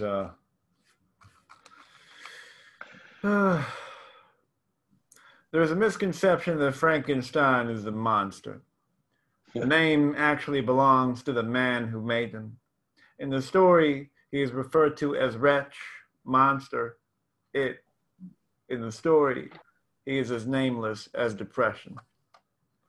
If Frankenstein wrote a poem instead, a prose from the bones of his closet, maybe it'll be the meaning his monster wished he had. His heart must have been a faucet for trauma, or maybe trauma was a faucet for his heart. Maybe stitching limbs into a sad monstrosity was easier. After all, a poem can sometimes resemble a soul too much. Hitler dreamed of being a painter. It was easier to wage world war and exact genocide than give life to a white canvas. Had he written stanzas, he'd probably see the reflection the mirror tried to show him before it was too late. Hate is the cheapest commodity a soul can buy to make sense of things, a twisted declaration of self-love attempting to spin itself into the shape of a heart that disfigured itself, configured itself to a fidgeting shelf of lies that tells itself she was the pages Frankenstein could have written on, he was the canvas Hitler could have painted on. Hate is an emptiness that shaped itself into the ghosts the artists were never honest enough to see in themselves. Give a virus the pen of fate we've been tempting for too long. Watch it re-articulate the designs that neglect men are too afraid to admit. While the world bands together to usurp a world menace, remember how dolphins and swans swam back to Venice, how a clear sky hurried back to China like the father kicked out by his prodigal sons, or how a son finally got to see his father up close. Give a virus the pen and it'll make a poem out of all of you, shoving your New Year's resolution list down the shredder, reminding you of a world full of consequences, making you second guess second chances, even the man you voted for in the elections. The coronavirus is laughing at your makeshift toilet rolls made of your CVS receipts, terrorizing supermarkets more than the kids you feared crossing the borders. If Frankenstein wrote a poem, maybe he could have found love instead. If Hitler painted a painting, who knows? Who knows? Okay. Applausibita. Let me put a pose of polemic in front of you, Mo, and everybody else. Okay, so if Hitler would have been a satisfied painter, okay, let's presume now on presumption here, if Hitler would have been a satisfied painter, we wouldn't have had Hitler. And if Trump would have been a successful entrepreneur, instead of a rogue artist, he might not have been president. my question is, given the times, circumstances that birthed Adolf Hitler, and the circumstances that have degenerated in the United States that resulted in the election of Donald Trump, that even if Hitler would have been a happy painter and Trump would have went on to continue to be a game show host, would not somebody have stepped in their shoes and done the same, given the circumstances? Yeah. Would Hitler's number... Maybe a replacement would not have been as low and vulgar as either one of those people, and they would have not reached the hearts of the low and vulgar. Yeah. Okay, that's... I think this is a debate, you know, called the great man theory in history. You know, is history made by great people, you know, exceptional people, or is it just the forces that maybe change them? And, you know, would another Hitler would have stepped forward? Would another Trump would have stepped forward if they weren't there? And I don't really know. I suspect the answer is somewhere in the middle. I think the historians themselves make history too. I mean, by all accounts, Stalin, if we want to measure numbers, Stalin should be up there, way above Hitler, way above. But just the numbers, people are still racking their brains as to how many that Stalin's regime kill. Yeah. You know. But Mao is the champ, huh? Yeah, I think Mao is the champ. Yeah. Mao, yeah. Yeah, Mao, right. Mao did very well, yeah. Right. And I think what's coming to light again is somebody who committed as much atrocity as all of them by great sordid details was King Leopold of Belgium in the Congo. Oh, there you go. Yeah, absolutely. Yeah. I mean, he took Heart of Darkness. Yeah. Yeah, you didn't tap enough rubber or other natural resource, and he cut your arm off the first time. What about Pol Pot? Okay, and Pol Pot. I'm just saying, people know about Pol Pot, Hitler, and Stalin. This King Leopold somehow was under the radar for generations, and the details I read about what he inflicted upon the subjugated people of the Congo was almost as horrific as the experiments carried on by Hitler's medical team about how much pain a person can endure. Leopold of Belgium. So I just wanted to throw that in because he deserves to get his due. And the reason why I asked this, I'm no expert on it, of course not. Simply that if Leopold wouldn't have done it, he had a series of backers in Belgium that were ready to step in if he wanted to take a break. They asked him if he wanted to relieve himself of executive duty. And it's not like Hitler didn't have people who didn't align with his policy. Like he was not the only one, right? Exactly. Yeah. In fact, the final solution wasn't invented by Hitler. It was proposed by one of his other top generals. Right. And he agreed to it. So all I'm saying is, the man makes history, history makes the man. Maybe in the case of Alexander the Great, I mean, he made history when there was no foretelling that was at all possible or predictable. But other than that, I don't think Donald Trump is the sole reason for the maladies afflicting America. I think Donald Trump was smart enough to see how to express and manipulate those maladies all the way to the White House. Yeah. Had it not been him, I think, what's that idiot McConnell from Kentucky? Mitch McConnell. Mitch McConnell, yeah. Moscow Mitch McConnell. Yeah, but he has no charisma. He has no charisma. Okay, good enough. Anyway, so that's good in the back room. And right. Yeah. Good in the back room. Yeah, he's good in the back room. Okay.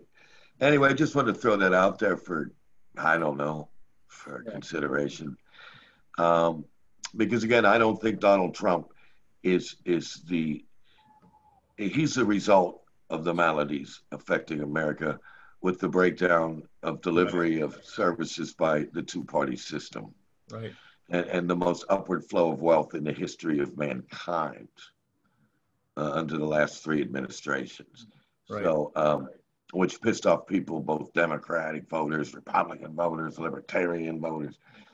So, you know, I don't think Trump at this point is making history as so much as carrying out some reactionary sentiment supported by a lot of voters. And if he dropped dead tomorrow, Mike Pence, how would you like to have, well, Trump's gone. Everything's different. How would you like to, Karen, you want to weigh in on that? I see you turning your head. Weigh in, Karen Scott. Nobody wants Pence as president either. Oh, dear Absolutely God. not. Somebody who knows them both has said that Pence would be worse. Yeah. He's effective.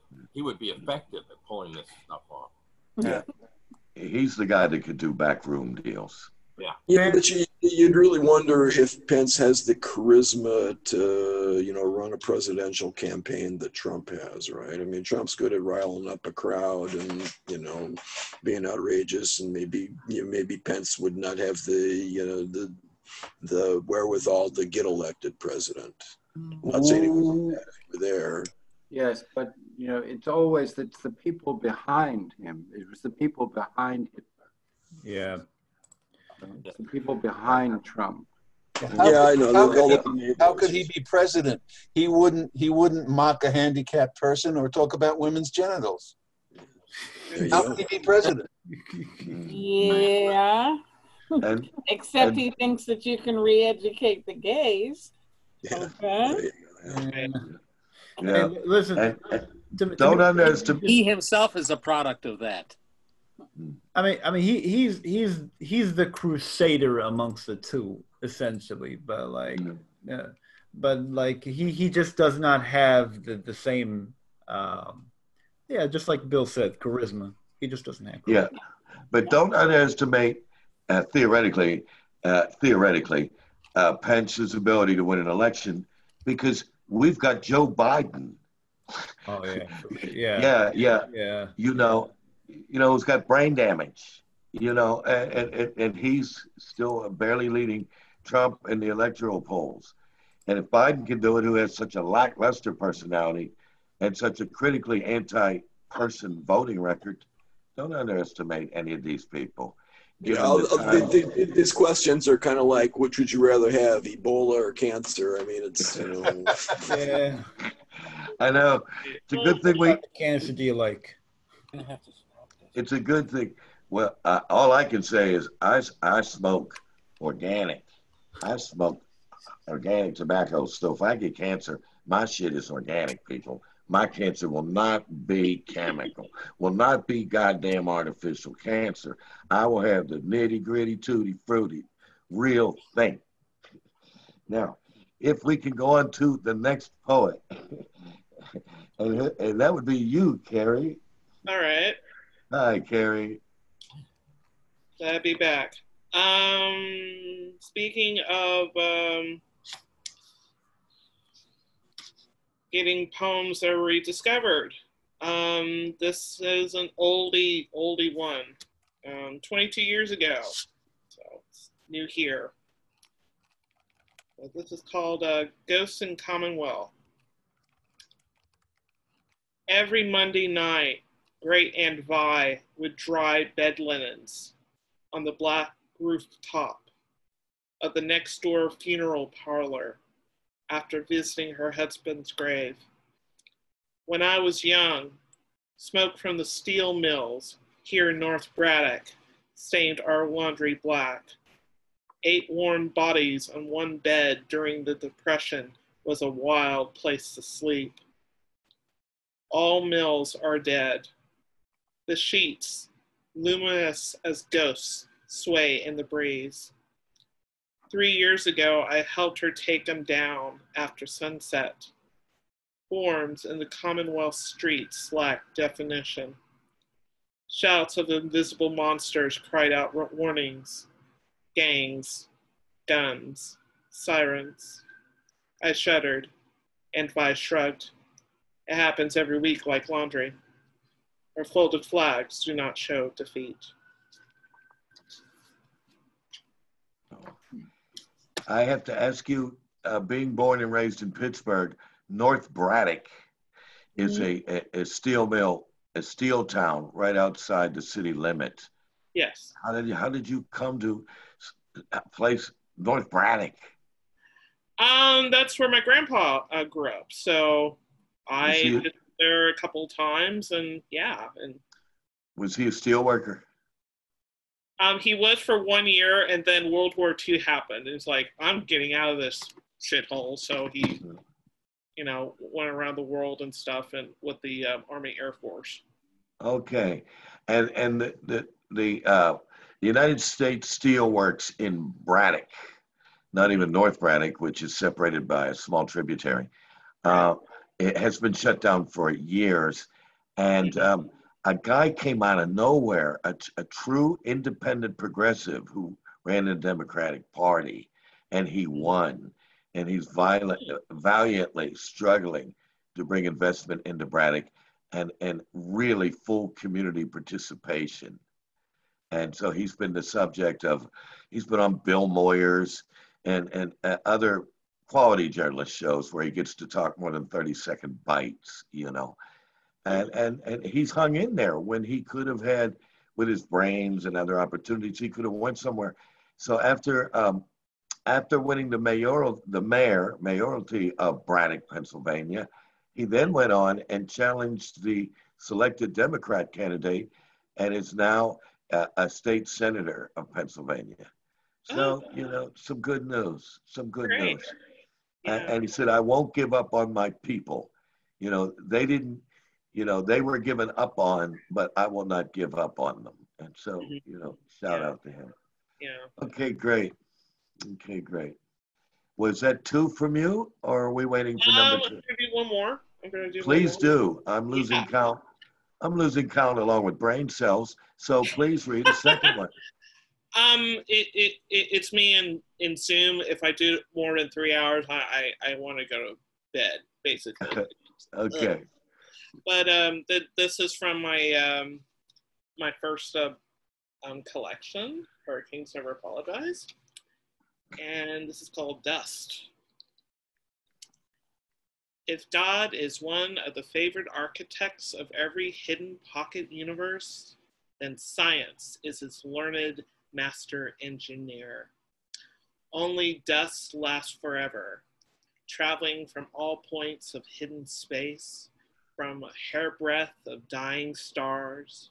We are created, even from evolution, from centuries of floating particles, from hundreds of light years. We are all formed from the elements of Earth. Insignificant particles, we all are, ending as dust many years from now. We are all ancient stars drifting. Death will come for all of us. We will all become dust, hovering from Earth freely into the solar system. Whoa, makes me just want to cuddle up right now. Throw it down, lady. And we are made of this. We are made of the stuff of stars. We are made of stuff of stars. That's right. Okay. Great. Okay, thank you very much. And now if we could move on to the doc. Hello, Doc. I am back. Yeah, yes, I have to go, guys, but it's been wonderful hanging out with you guys. So, bye, Carrie. Bye-bye. Enjoy the rest of your day. I'll see you. All right. See you guys. Bye for now. Bye for now. Bye-bye. Yeah, I'm going to have to say goodnight, too. I get up early. I get up at 6 o'clock, and I have to work all day tomorrow. So, sorry. Okay. Well, all right. Good night, Bill. Adios. Dormir bien. Good night. I'm going to head out, too, Mo. It's 1 o'clock in the morning. All right. I'll see you guys later, yeah? Okay. All right, then. Yeah, I'll make you the admin. Don't worry. Oh, sure. Okay, good enough.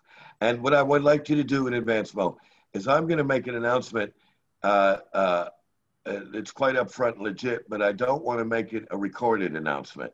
All right, let me close the recording. No, not now. I'm talking about when you go to post the recording of this session, exclude my announcement after we're done reading. Oh, the recording. You just push the record button, turn the recording off. As soon as I leave. Yeah. No, like once I leave, which is right now, the recording is going to stop. No, I wasn't saying that. Like you did last week, we had this long, great conversation after the reading was over. But when we came online with the recording, we ended with the last poet reading and not the conversation that followed. Oh, okay. I'll tell you what. Here's what I'll do. I'm gonna go ahead. Like I'll keep the recording on. I'll keep my computer on, and I'm personally gonna go to bed, and it'll record everything. And then after the poetry reading, I'll just edit out the post-reading conversation. Right. Okay. That's all. Right. And okay, it's not a secret. It's just better timed, not to be announced tonight. I understand. Okay, good enough. Thank you, Mo. Everybody say thanks, Mo. Thank you, Mo. Thank you for pushing Thank Ready? you, Mo. Good night. Good night. Hey, Mo, you push my buttons. Good night, Mo. See you later. Okay. All right, Doc, you're on. Now there ain't no Mo. Okay. No Mo. All right. One Mo. This is the poem which was published recently. It's titled Rhodomel. Pressed liqueur of misty morning rose, mixed with dulcet fashioning of bees, comes Rhodomel, unguent of love, imbuing complexion and frame, yielding lascivious blossoms scent, and hives golden ecstatic savor in voluptuous veils of Venus, waking Eros passion and fire to consummate transport and bliss-filled dreams. I'll take that as a nocturnal serenade. Yeah. And the poem actually tells how Rhodomel is made. Well, I'll take some. Honey mixed with the pressed juices of rose. Ooh. Okay. Okay. And this is something I wrote some time ago. The woman I left behind.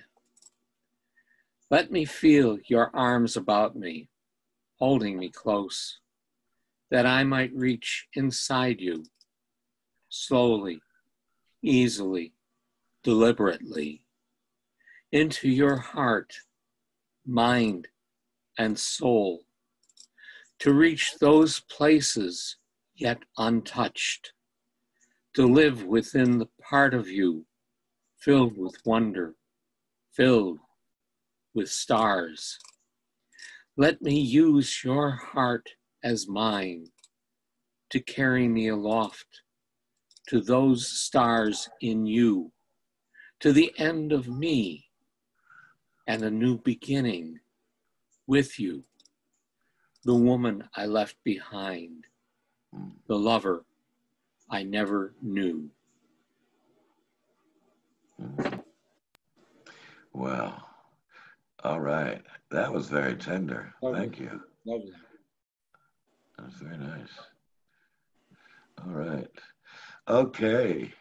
So let's see. Now I think we remain, do I have this right, with Jack, Claire, and myself. I haven't gone yet. Uh-oh. There we go. I'm glad I'm corrected. Please, Dane, you're on. My apologies. My apologies. Okay. You might imagine I have a couple of more streets in me. I'm just about done with this. I think I've read them all here now. O'Farrell Street. Which one? This is O'Farrell. Well, that's where I stayed, between Hyde and Post. Uh-huh. Okay. O'Farrell Street. Bubble dance, fan dance lived here, dancing for dollars, still rolling on, lessons of senses, limitation of desire, here and gone, waves of slaves, wage slaves of America, haunting the Johns, the Janes, the blues, the jazz, the comedy, all happened here, still happen here. The mystery looking for its gateway between Market Street and Van Ness Avenue on the road named after Jasper, the surveyor who laid out the plan for the way things go according to expectations.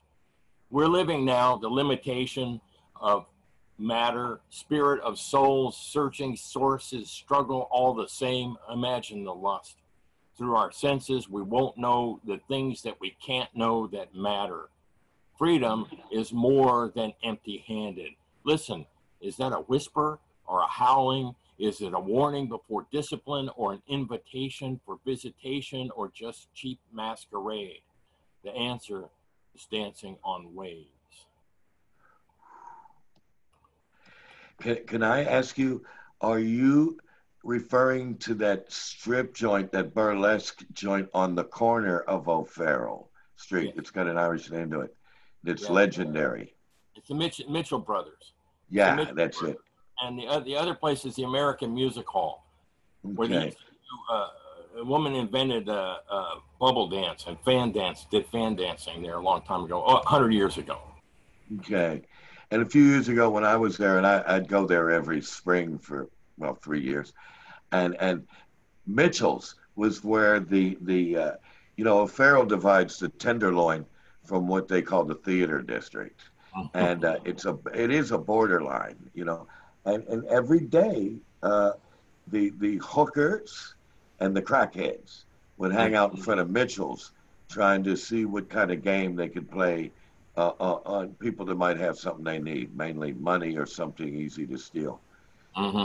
So by day, Mitchell's was where everybody hustled, and by night, it's where everybody went in to see,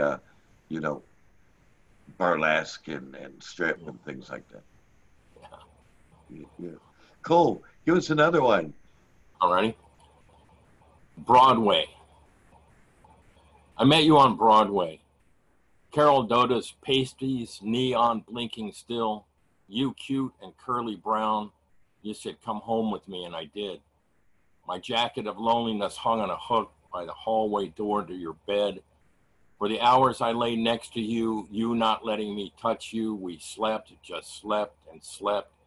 It must have been the prequel to the Crying Games a long time ago. But a decade after the words of the beats hung fresh in the air, San Francisco madness, thick summer fog melting in sadness. They are gone now as gone ever gets, still here in memory and books on the shelf. The profound array erodes to the gutter profane. It is as gone gets. COVID closed the strip clubs long before this. Barker stopped crying, shouting, live nude girls, live naked girls inside. Shouts all dead, Lenny Bruce dead, comedy clubs closed, moved on, moved north of North Beach, north. Nice and clean for the tourists. No beachhead now left for the Sixth Fleet to land on. One day I stood in a booth around the corner down the block from Broadway. It was holy, the glory of her. Now I finally know it. She said she was sorry that she did not have the rhythm just right to make me come with her words and the vision of her body moving under the distant water wall of glass falling. She had tattoos. She was a unionized sex worker, blonde, bright, slender brunette with the bob, bush like the Garden of Eden, oasis wet for pleasure. On her left bicep, the tat said, Tulsa. She, grinning, winking, said, a slut, get it? Listen, I'm here in front of a complete stranger, just fucking trying to finish before thinking, shame, and aching fill me up again. My mind is empty of what is right or wrong or good or meaning and words. Einstein could not give the right answer to 2 + 2 in this horror of life's moment. After I'm done with my sorrowful prayer, zipped up, lonely, sadder than before, crawl out from the stench of pine saw mazes, cubicles of private dancing booths, altars, to lonely lust dollars. A bug from under a rock crawls out to the sunlight shining, air pure from the bay, blue angels still flying.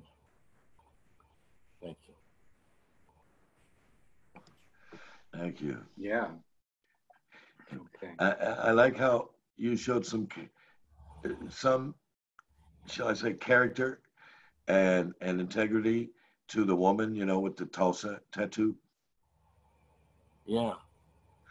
Because, you know, as I said, I lived with a hooker after she quit and was drawing on heroin. She was one of the finest people I ever lived with. Oh. And when I was younger, I went with a very nice girlfriend who worked in a rub joint. And she was one of the nicest people I ever went out with, was a girlfriend. And I think that there's just a whole lot of stuff that's brushed over in terms of who composes the sex worker industry. Yeah. Yeah. And I agree that they're manipulated and exploited, and many have been victimized, as some other people have been, you know, who are not sex workers. But I, in my experience, have had some very meaningful relationships with sex workers, and not as their John, simply as their boyfriend and their lover. Right. Yeah. And lastly, you know, for years, maybe you can keep us up to date, there was a drive to organize sex workers into a union in San Francisco. I don't know how far it reached, but the place in the poem that I refer to, everybody was unionized there. It's There's a documentary. Say what? There's a documentary, I think, like Live Nude Girls or something, about the women that worked in the strip club unionizing. Okay. I mean, today in Paris, I walk my dog with a burlesque stripper. We just happened to ran into each other during pandemic walking dogs. And she works at the Lido. And walking dogs, you would never know what she does. And she, you know, yeah, there's just a whole lot to be said about the stereotypes against sex workers. Yes. Or just dance hall strippers. Just a whole lot to be said. People have had to work jobs given circumstances and denial of entry into other fields ever since this country was founded, that they wish they could work another job, be in another position. And that includes a lot of sex workers too. Yeah, that's right. Yeah. Okay, so let us move on to sax. No, let's move on to Jack Cooper. I think you would be next, Jack. All right. Next. This is called Nocturne. Moments before, outside in the summer air, where a tree of heaven rose above an old oak door and a gray stone stair. Something shone I did not know. The lamp yellow glowed, leaf in shadow struck, repose, breezes scold. At the edge of shone that I must learn in the dark, alone, myself, strange, night only may have.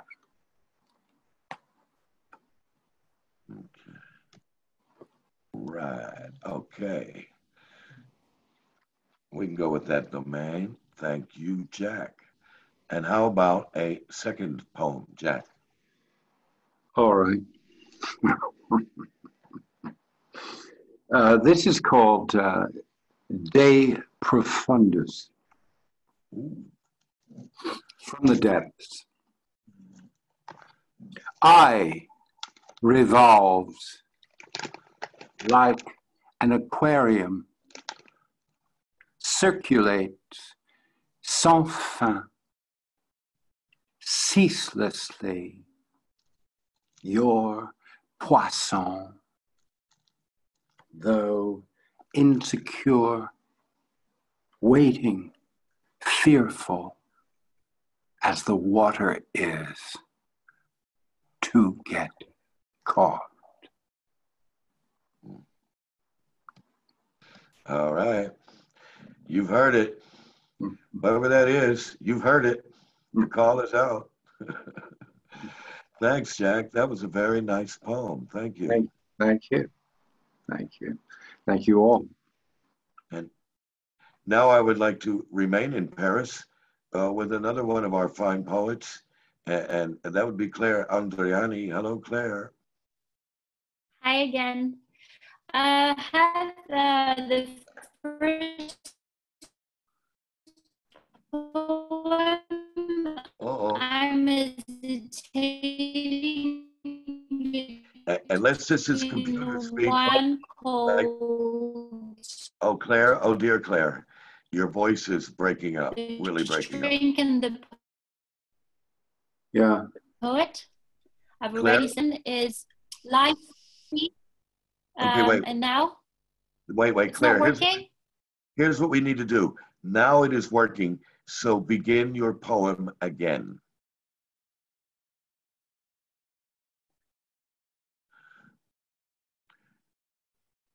I was hesitating between Shrink and the Poet. Which one would you rather have? Your call. Okay. Life opening its arms. Life is like a marathon. Leave your thoughts on the ground and run to the wild blue sky. Put your arms up while lying, and you'll feel like you fly. A feeling of liberty invades you, and you are free. Take the obstacles and smile at darkness. Merciless. Follow your course. You're tall. You're not a doll. Follow your guts. Life is opening its arms to you in blackness. Wow. That's interesting. Talking about self-ownership or agency in such a good way.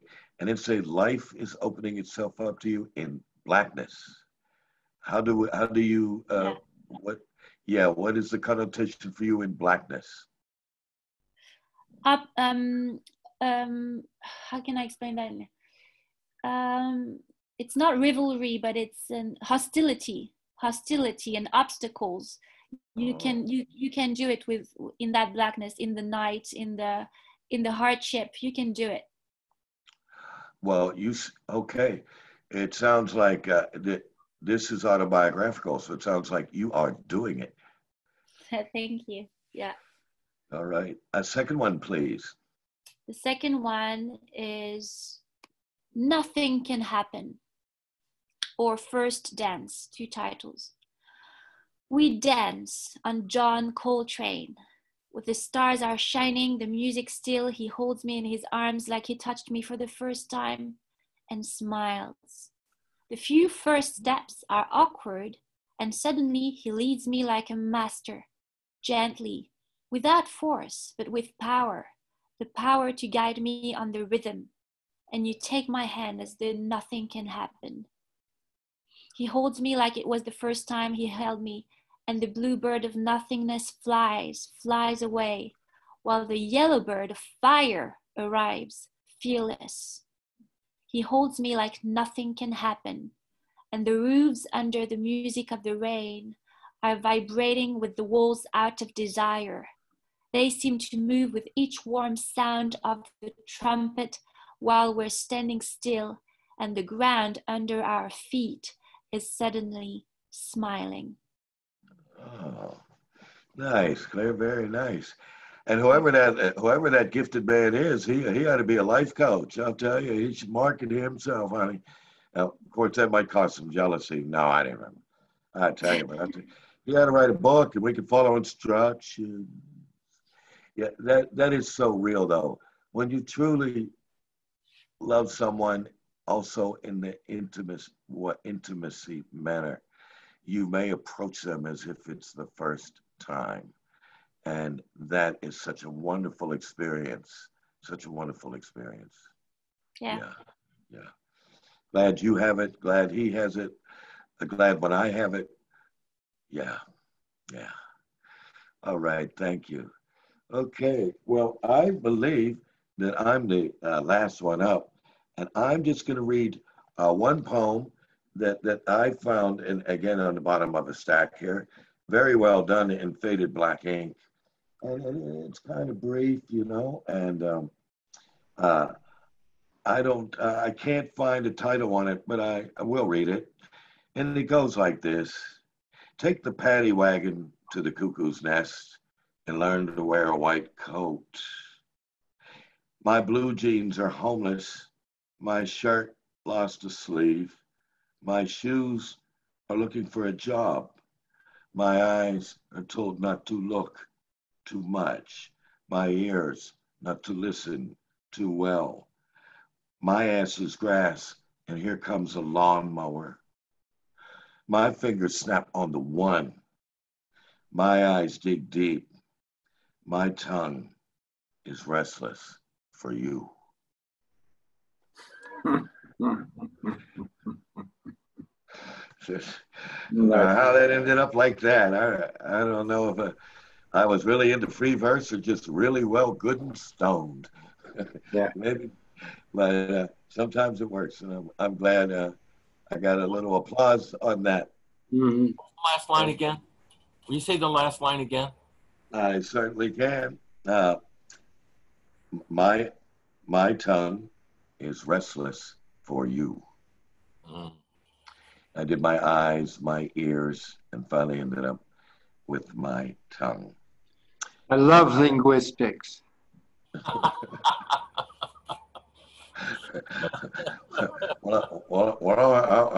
have to ponder that question and get back to you with a very educated. That's very cunning. Yeah, very cunning, very educated response that no one will make sense of or value of except you and I. Now, if you were to say psycholinguistics, we could narrow it down. All right, good. Well, we've come. Now, I don't want you to leave just yet, but I do want to say, as I like to say,